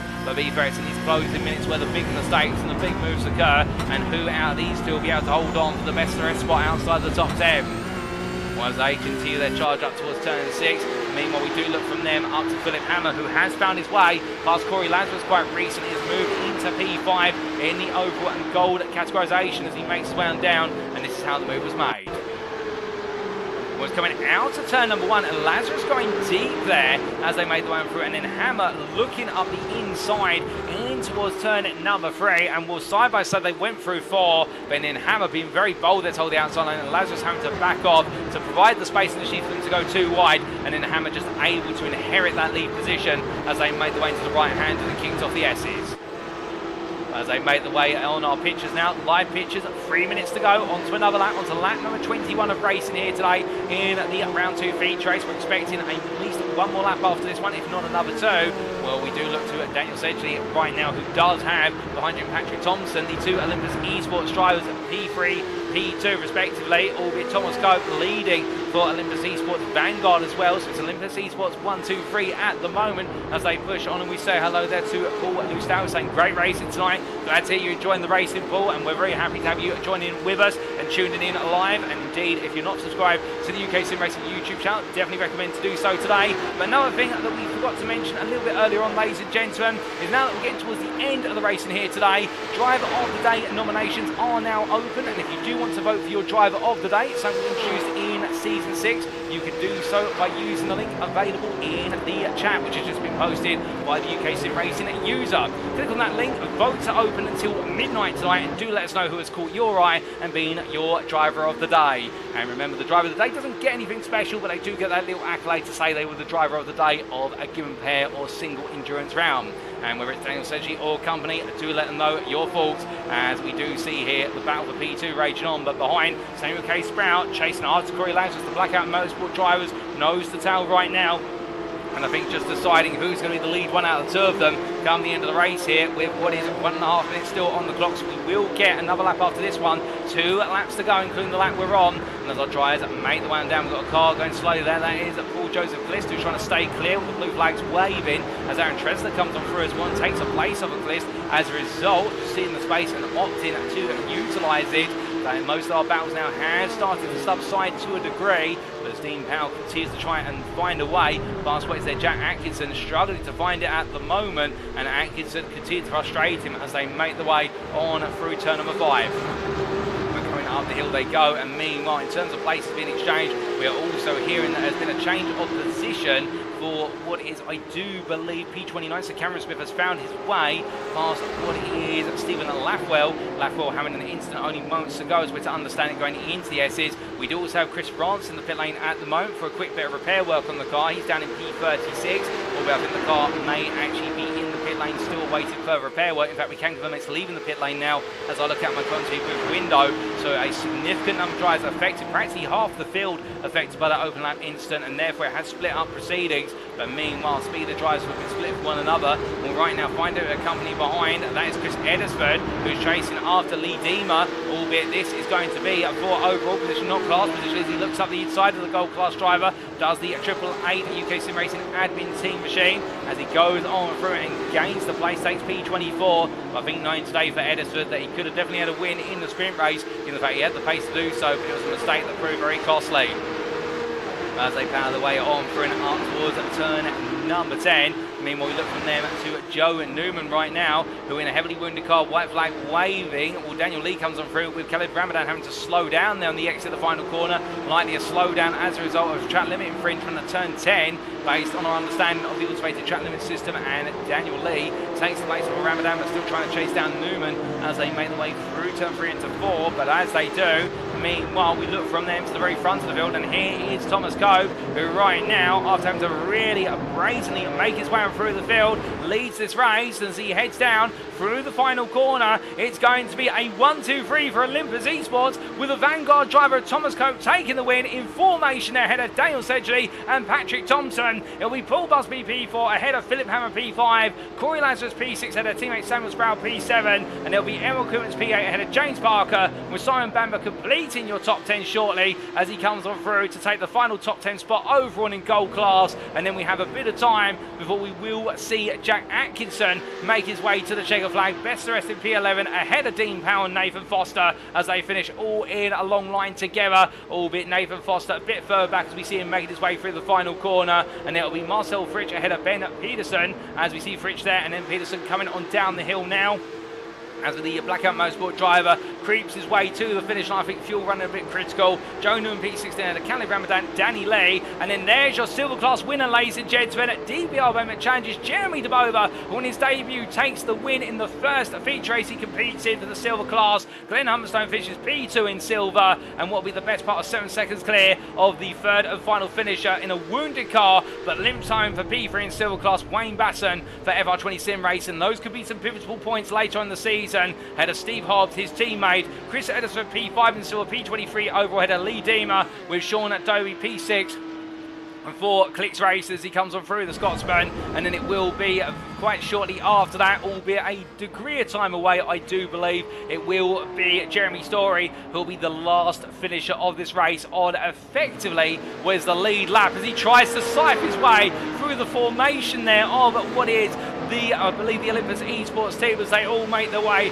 towards the pit lane, but we are only going to focus on them for a brief moment. You can see they all line up together and showing off their dominance in this race, but creating a path for other drivers to get on through. But looking from them to Jeremy Story, to be fair, credits where it's due to the Top Gear Sim Racing driver. He may not have had a race compared to those at the very front, but still he's been able to survive most of the carnage, and in the end it comes on home to finish P7 in the silver class, P26 overall, and be our final finisher on the lead lap.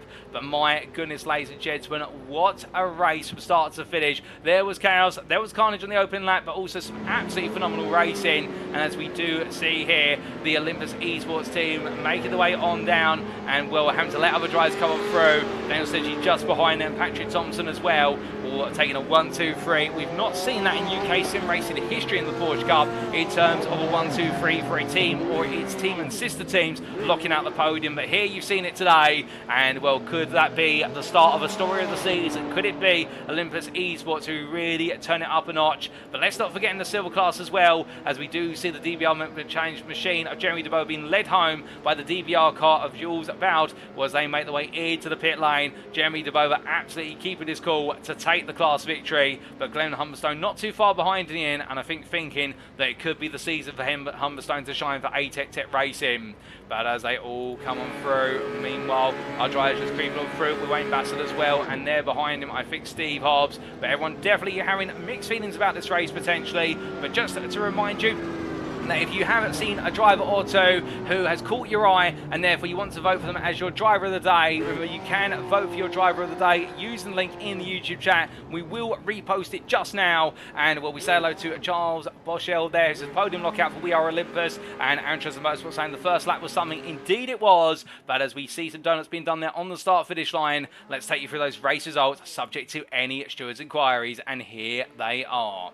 After 30 minutes of racing in the round 2 feature at Road Atlanta in Season 7 of the UK Sim Racing Porsche Cup, brought to you on iRacing live on the UK Sim Racing YouTube channel, Thomas Cope taking the win for Olympus Esports Vanguard, the lead driver of the Olympus Esports train, with Olympus Esports Titans Daniel Sedgey P2, and therefore filling the sandwich, which is topped off by Patrick Thompson at P3 for Olympus Esports Vanguard. It's a 1-2-3 for Olympus Esports, with Paul Busby then breaking up the chain at P4 there for Effect Simulations. It was a stoic defence all the way through and through, but Busby in the end finally wilted to the pressure of Cope and Lazarus, and from that point onwards having to battle hard to stay on the podium, but falling just short. Behind him by a tenth and a half, Team Germany's Philipp Hammer in a great start to his championship defence for Hammer. 2 strong finishes in terms of being inside the top 5 in both races, and then Corey Lazarus just missing out in the top 5, but P6 of Blackout Motorsport ahead of teammate Samuel K. Sproul.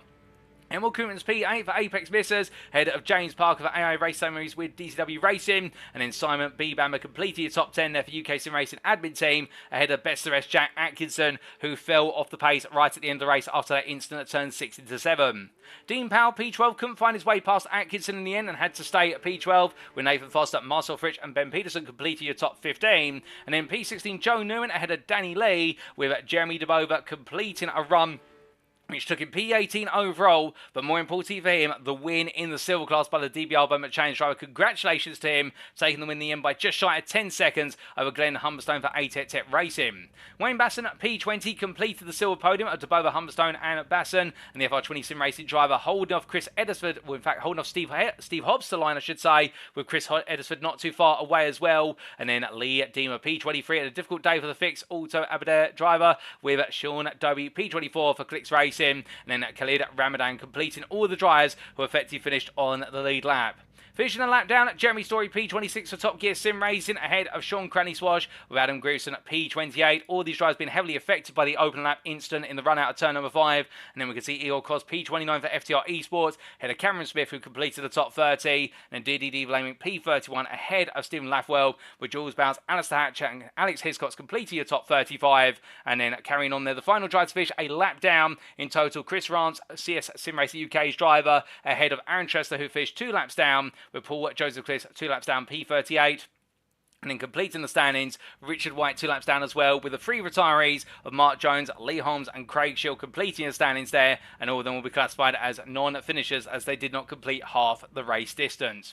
But a dramatic race number 2, that's certain, and an exciting way to kick off the season here at Road Atlanta, ladies and gentlemen. But the good news is, we're not quite done with today's show. You've seen all the race in action, and indeed it has been fast, it's been tense, and we've seen plenty of batting up and down the field, but very shortly we will be stepping away for post-round interview preparation with our volunteer drivers. Up to 4 drivers will be available for interview each and every week, and indeed you won't want to miss those interviews. But just before we step away from that, we'd just like to let you know, if you have enjoyed the racing tonight and you've ever wondered how you can support UK Sim Racing, did you know there is a quick way to do so via our affiliates? For UK Sim Racing is affiliated with multiple sim racing and real world motorsport companies, and if you do head to our website, and that's uksimracing.com, not .com, my apologies, uksimracing.co.uk today, website which appears on screen right there, where you can see at the very top there is a link to our Discord. And if you click on that link, it's useful to you in particular for 2 reasons. Firstly, if you ever want to race in one of our official series, you need to be part of our Discord. It's a mandatory requirement. But more importantly, with regards to our affiliates provide discount code links only available on the UK Sim Racing Discord. And if you use one of those links or one of those codes, it means that when you go to do your purchase, you get a discount, which is a win for you as the consumer. And we at UK Sim Racing get a kickback from your purchase, which is a win for the community, because we are a non-profit organisation, and every penny we make from an affiliate purchase gets invested back into the community to fund future series, including the Porsche Cup and the GT3 League, and plenty more planned for 2023.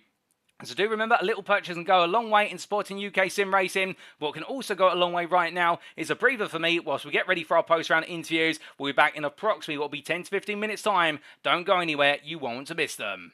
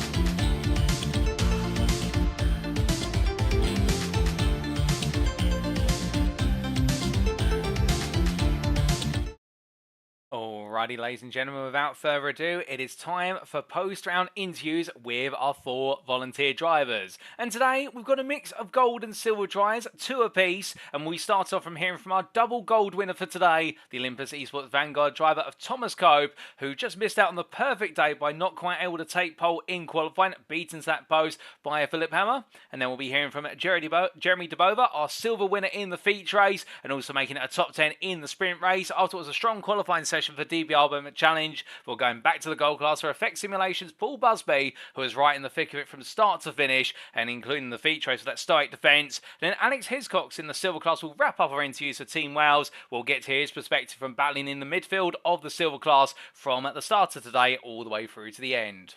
But as we get ready to hear from Thomas Cope and hear his perspective, in fact, I think he can join me now in the interview room. Good evening to you, Thomas, and well, what a way to make your debut in the UKSimRacing Porsche Cup. Not quite perfection, but it came extremely close. 2 wins on the bounce and a 2nd place in qualifying. You must be absolutely flying right now. Yeah, I'm over the moon. I've been talking to a lot of the guys post-race. It was really good, really fun. There was a lot of action. Big props to Paul, Bushby, amazing drive from himself. And then teammates as well, they did amazing behind. But yeah, it's been an enthralling start to the season. Oh, most definitely. And breaking it down into 2 constituent parts, going into today, Road Atlanta being a circuit which, to start off the season, a highly aggressive one. But it seems as though you quite gelled at Road Atlanta. Is this a circuit that you like? Yeah, it is a circuit that's up there on my list. I do really like this track, so I'm looking forward to the rest of the calendar also. Hopefully I can keep the consistency up and stay towards the top 10 throughout the whole season. Well, with that in mind, qualifying saw you just missing out on pole in the end by a 10th or 2 versus Philipp Hammer, but it was close. I have to ask, was there a bit more time out there, do you feel, or was that P2 the best you could get out of the car at the time? We're all racing drivers. We're always going to say there's more to get out of the car. I do definitely feel that I could have achieved more if I approached with a different strategy into qualifying, but I just went out there and ran laps for the full 8 minutes instead of setting up specific laps to push. So it is what it is. Obviously, I'll attack differently in the next qualifying session to hopefully pull away with the P1, but still big props to Philipp Hammer. I know he's a great guy, so really good deserving of the P1. And off the back of that, close between the 2 of you in qualifying, and it stayed that way in the sprint race. And for a good amount of time, we saw this back and forth between the 2 of you. And then in the end, you managed to find a way to edge ahead, but it looked as though you really had to be racing on fine limits to do so. Yeah, all race. This track is just such a roller coaster. You put a little step wrong anywhere on the track, and you're probably looking at a wall head on. So. Just staying consistent all race and being able to push every lap and keep up the good pace helped me pull away in the end and really just step out in the end of the race. Oh, and being able to break away from Philipp Hammer is no mean feat, it must be said. And then going into the feature race, top 8 inversion, starting P8 on the grid. We lost a significant chunk of the racing field on the run through turn 5 on the open lap, but the top 10 of the gold class carried on, and it was very tight all the way through, as we've seen some of the replay race footage already, demonstrating you battling with Hammer in the opening stages. How did you choose to approach trying to go for the win? Was there a particular lap or sort of time in mind you had where you started to push? Take us through the dynamic. A lot of it was just feel at the moment. Obviously, you don't want to push straight off the back because you don't want to ruin your tyres, because 30 minutes isn't long, but in these cars, it's still a long time because your tyres only last about 10, 15 minutes at best, really. So you want to try and just focus and saving the tyres, and that was my strategy from the start, but make up positions where I knew I could without detrimenting the end of the race. But yeah, a lot of the time the openings just came and fell perfectly to make a move. Like we had a bit of team talk about me pulling ahead essentially and staying between the 2 teammates later on in the race, but Patrick made a mistake at the same time, which got me up into P3. And just little things like that, and then the fight between Corey and Paul as well really helped me get in the mix and start making a few moves later in the race as well. Oh, indeed. And on that, we saw an absolutely brilliant three-way battle between yourself, Corey Lazarus, and Paul Busby. But in the end, it seemed as though when one of them made the mistake, and particularly Busby, and then Lazarus also fell, you were able to pick up both places rather rapidly. Could you see it coming, or was it one of those, it's an opportunity, I've got to snatch it?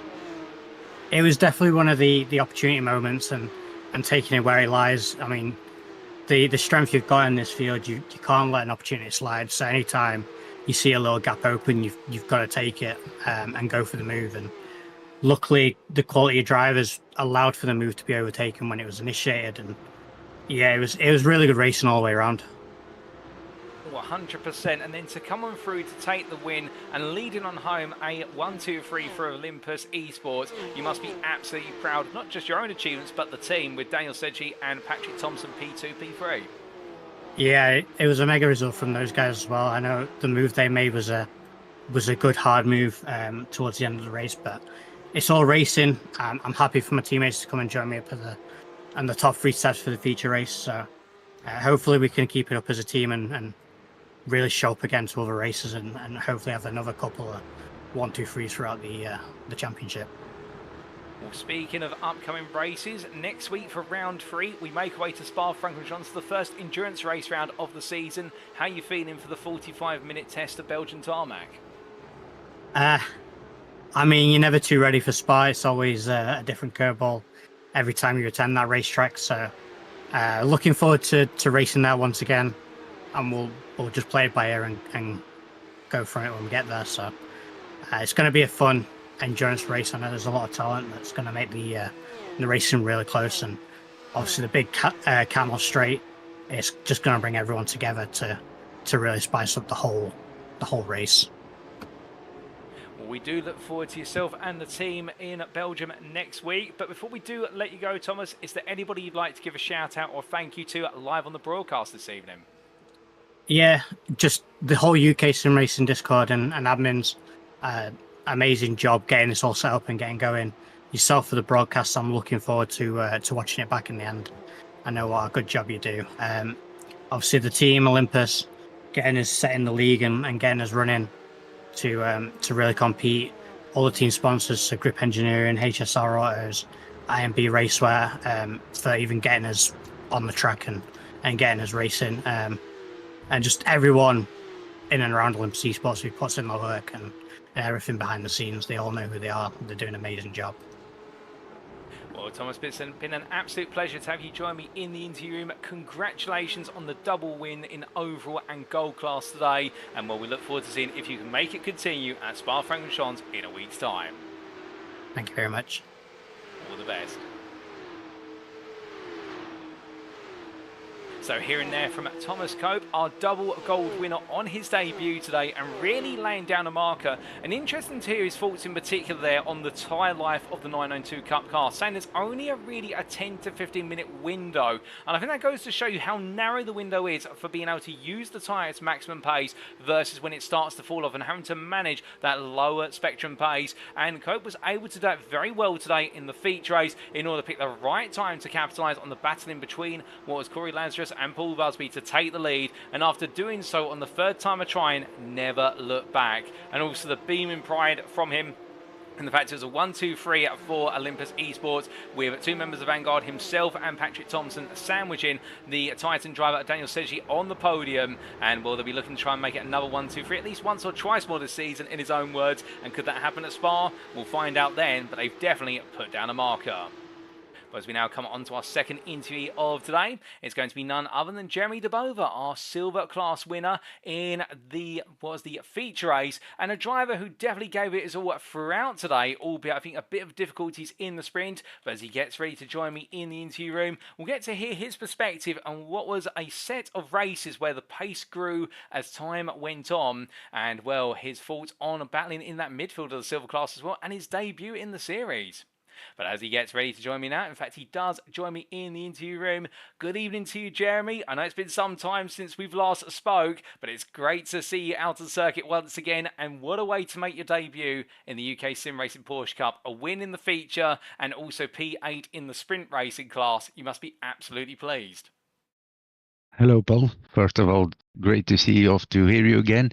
And yeah, it was amazing to make my entry here in the league. And yeah, a pleasure to be here, and hope we can make good races.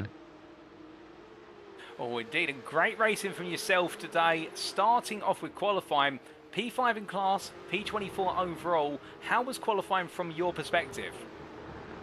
Well, like my qualifying is not my best thing, and I try to do my best to keep so high as possible. On fifth place here was quite okay. Then the start was good on the first race, and I think the guy in front of me go off on the last chicane. I came P1, but I have too much pressure on the front tires, and I lost the brake point and go off. So that was my first mistake, and yeah, on that point, I want to just go to the finish on place 8. And for the second race, yeah, it was a little bit of lucky, and go off on the first corner with was like a sandwich, and then a mega crash. Yeah, that a lot of guys go off there. That was for me positive, and on that point we have to manage the race time and go to the finish. Oh, indeed. And on the feature race, you came into the crash coming out of turn number 5, and it's almost as if you managed to avoid all of it where others did not. Just take us through what was going through your head when you drove through that area. It was all smoke everywhere from the tires, and a lot of chaos, like I told before. But I had just one car in front of me, and I just want to keep behind him and drive slowly to avoid all the cars. And once I go through of all the chaos, yeah, from that point we have a race again, and yeah, it was. Well, I see, I think P5. So I thought, what happens here? But yeah, that's also racing, and you never give up until the finish. Oh, indeed, fair play, and that's the race's spirit defined. And in taking the lead of the class, we saw you start to break away from Glenn Humberstone and Wayne Basson. The pace was there. Just take us through managing the Porsche around Road Atlanta for 30 minutes of racing. Yeah, it's not a easy car, because we drive before GT3, and now the Cup car is it's the hardest car for me to drive. But yeah, it's now I think the fourth race I try to do with this car, and yeah, we learn every race, and hope we can keep the good pace on the next of the league. Well, the pace seems to be there, and well, it's a good start to your campaign today. In a week's time, we make our way to your home territory of Belgium for the Circuit de Spa-Francorchamps. How are you feeling for the Belgian tarmac? Yeah, it's all like you tell our home race, and yeah, for me it's not more pressure, because it's not my best circuit, but yeah, on home we can always do something more, and we hope to have a good pace there and see what happens. Well, it'll be great to see yourself and the team out of the circuit. And just on the team as well, it's great to see DDD Vlaming racing alongside you. But we've also got a couple of new drivers to the team making the way in, including the likes of Jules Bouts for Team DBR. How's the dynamic between the two teams? Yeah, it's a lot of respect to each other, and we have great fun together. So we have to keep that, and yeah, we we make nice races. So that is good. Oh, I'm glad to hear it's all positive between yourself and the teams. And just before we do let you go, is there anybody you'd like to give a shout out or a thank you to live on the broadcast tonight? Yeah, like always, my parents to watch every race, and from that I want to thank them, and yeah, for the team, and everyone who make this happen, that I can drive. So yeah, a lot of thanks to them. Well, Jeremy, it's been an absolute pleasure to have you join me in the interview room. Congratulations on your performances today, particularly the class win in the feature race, and we look forward to seeing you out there battling with your silver counterparts next week in your home circuit of Belgium. Thank you very much. Good evening. Have a great night. Thank you. So hearing there from Jeremy Debova, the silver class driver from DBR Beaumont Challenge, who today definitely demonstrated his pace credentials, and talking about the fact they're coming to grips with the 992 Cup car, only his fourth race in the car, so really right now building up that experience. But that's where our silver class drivers typically are. They're not as strong on pace compared to the golds. A lot of them may be amateurs to the car or growing pro-ams, but it was for Debova a day where his consistency and his race awareness was put to the test. A mistake in the sprint race saw him drop out of the lead and fall back to a P8 finish in the end, but then again turned it around in the feature race, avoided all the lap 1 carnage after falling off the circuit at the opening corner, so perhaps gaining a benefit by making an early mistake and able to negotiate that and battle his way through in the end, finishing well clear of the rest of the field. Could it be a sign of things to come for the Belgian driver? We'll have to wait and see, but definitely right now he's put down a marker, that's for certain. But as we come on to our third interview then, we're now going to be going back to the gold class to hear from Paul Busby and to hear his perspective on what has been an evening to remember in terms of being pushed to the limit in defending lap after lap, corner after corner, not just in the feature race, but also in the sprint race. And as he gets ready to join me now, we are going to very quickly take a brief breather there and just remind you not to forget to vote for your driver of the day, and we'll repost the link a little bit later on. But now we do have Paul Busby join us in the interview room. Good evening to you, Paul, and well, what a workout you've had tonight. If we needed a demonstration that you can make a Porsche Cup car wider than everybody else, you've definitely shown it twice, thrice, and plenty more. It looked tough out there. Hi, Paul. Yeah, it was. And yes, I am an absolute sweaty mess at the moment. Yeah, I was trying to do my my best Ministry of Defence impression and held them off for as long as I could. But yeah, just didn't have the pace in the end. But it was incredible fun. Really, really good race. Oh, indeed. And taking it back to before the racing, qualifying saw you qualify P6 on the overall and gold grid. Looked tight out there in terms of those qualifying times, and Road Atlanta is not an easy circuit to get right. How was qualifying for you? Honestly, I thought I'd completely bottled qualifying. I had that lap that I did set a time on was literally the last lap of fuel I had in the car, so it was kind of make or break. So I had to be a little bit cautious into the chicane, not to get an off track. But yeah, I mean, I was quite happy with it. I think there was maybe a 10th or 2 in it, but yeah, I was happy with where I started. I couldn't really ask for much more. What a solid qualifying session, and being happy with the laps, always a good sign. And then going into the sprint race, looked tough at the start, and in the end, falling 2 places down to a P8 finish. But then again, isn't necessarily that bad when you take reverse grid pole for the feature race. But how was it for you in the sprint? Because of course, a lot of these drivers you may not have raced against before, everyone getting to grips, and it's a circuit where getting to grips with other drivers is not easy. Yeah, so I've got to say, everyone was super fair. There was a little bit of elbows occasionally, but nothing bad. Yeah, this is a sort of track where if someone manages to sneak up the inside of you at T1 or into the chicane, you can end up losing 2 or 3 positions just because you've got to take the wider line. So yeah, like I say, I was, with the sprint, I was happy with where I came. I'd have liked to have obviously stayed a bit further, but I mean, tactically to start P1 for the second one, can't really complain with that. Oh, indeed. And then going into the feature race, starting for the front of the field, it was a great launch off the line with Corey Lazarus not quite able to get alongside. But after about 5 minutes of racing, we started to see you fall back into the pack of cars and doing everything you could to hold on to lead. Just take us through that concept of having to defend at Road Atlanta against a field where it looks though a lot of drivers are equal to your pace, if not slightly ahead, but you're really frustrated of every corner. So massive shout out to T1 Design for my steering wheel for the dual clutches on the start. That was absolutely mega. And yeah, it's one of them. It's quite easy to defend around here because there is for most of the track there is only really one line that you can take. The thing with it was trying to keep the rear tyres in check. Every time I looked down at my dashboard and I see the tyre pressures, they were getting higher and higher and higher, and it was almost becoming a rally car. Like the exit of turn 7 I was having to just breathe on the throttle on the exits. T1 was every time you hit the compression, the car's squirming all over the place. So yeah, it was tough. I knew there was going to be guys catching me up.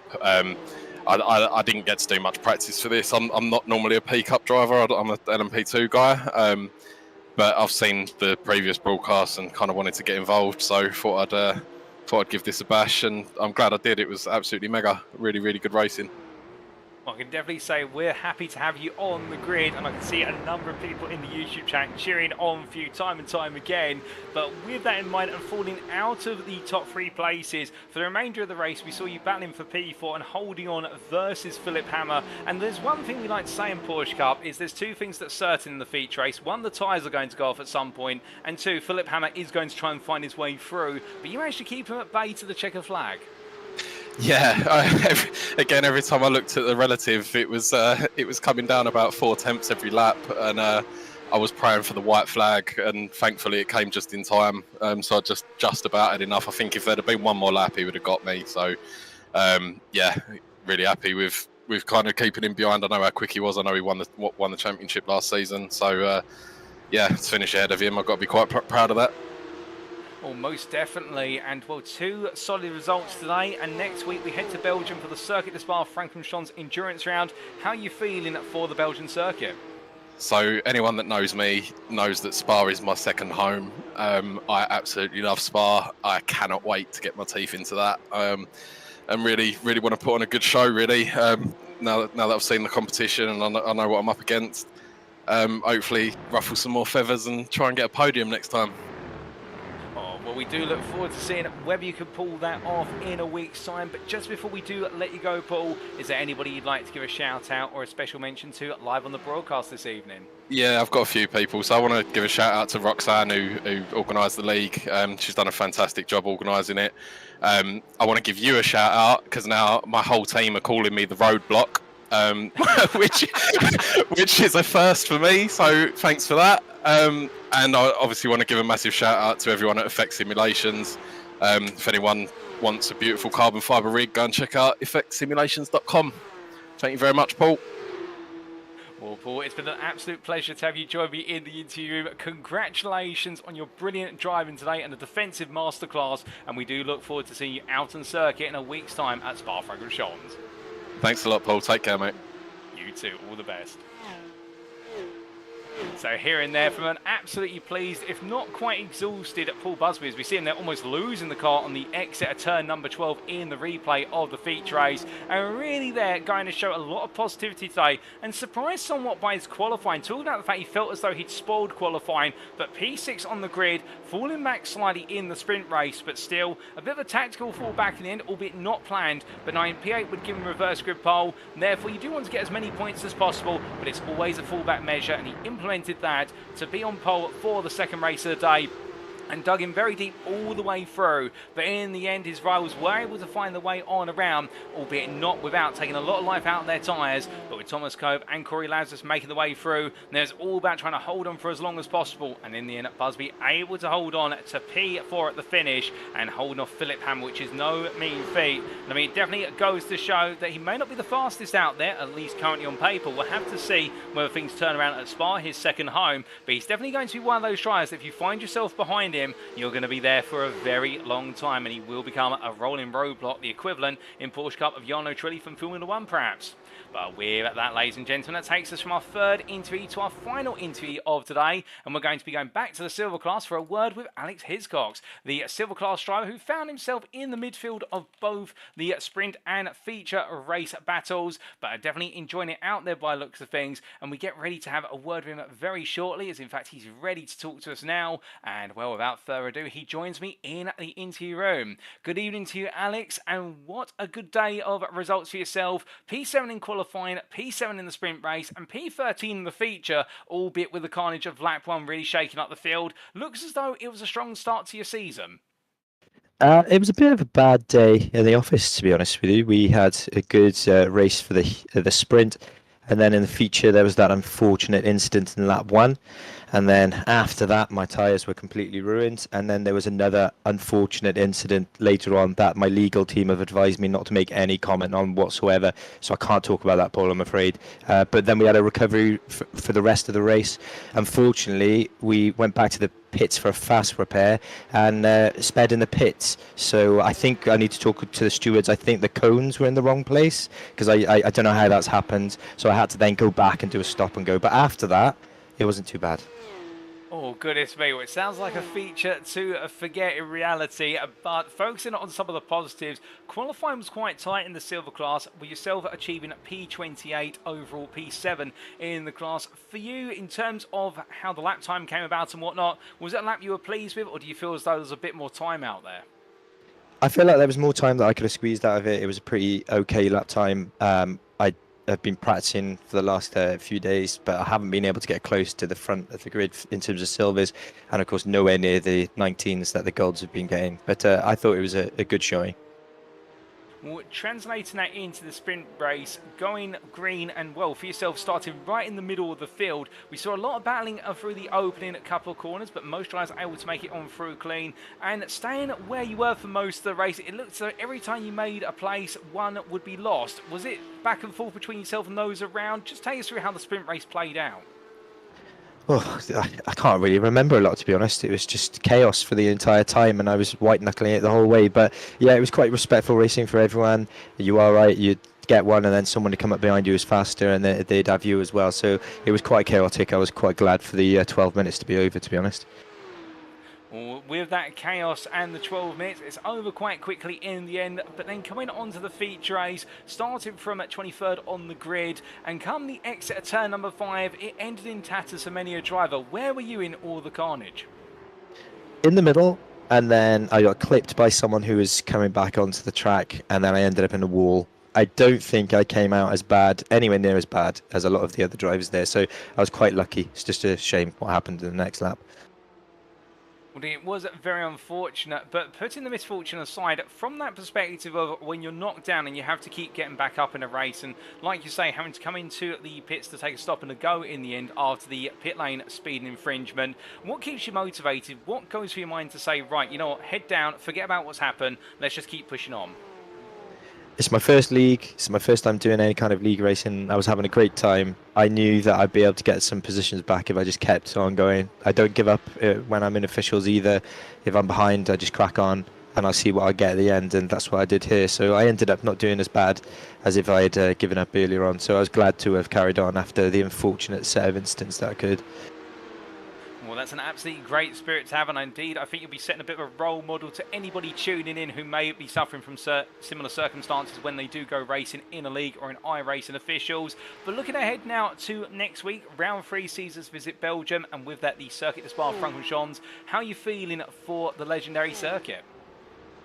It is a legendary circuit for most people, but I don't really know it, so I'm a bit apprehensive. I'm going to have to learn it in the P-Cup, and knowing the car as little as I do at the moment, it's going to be an interesting race, but I'm excited to learn it. It's a well-known track.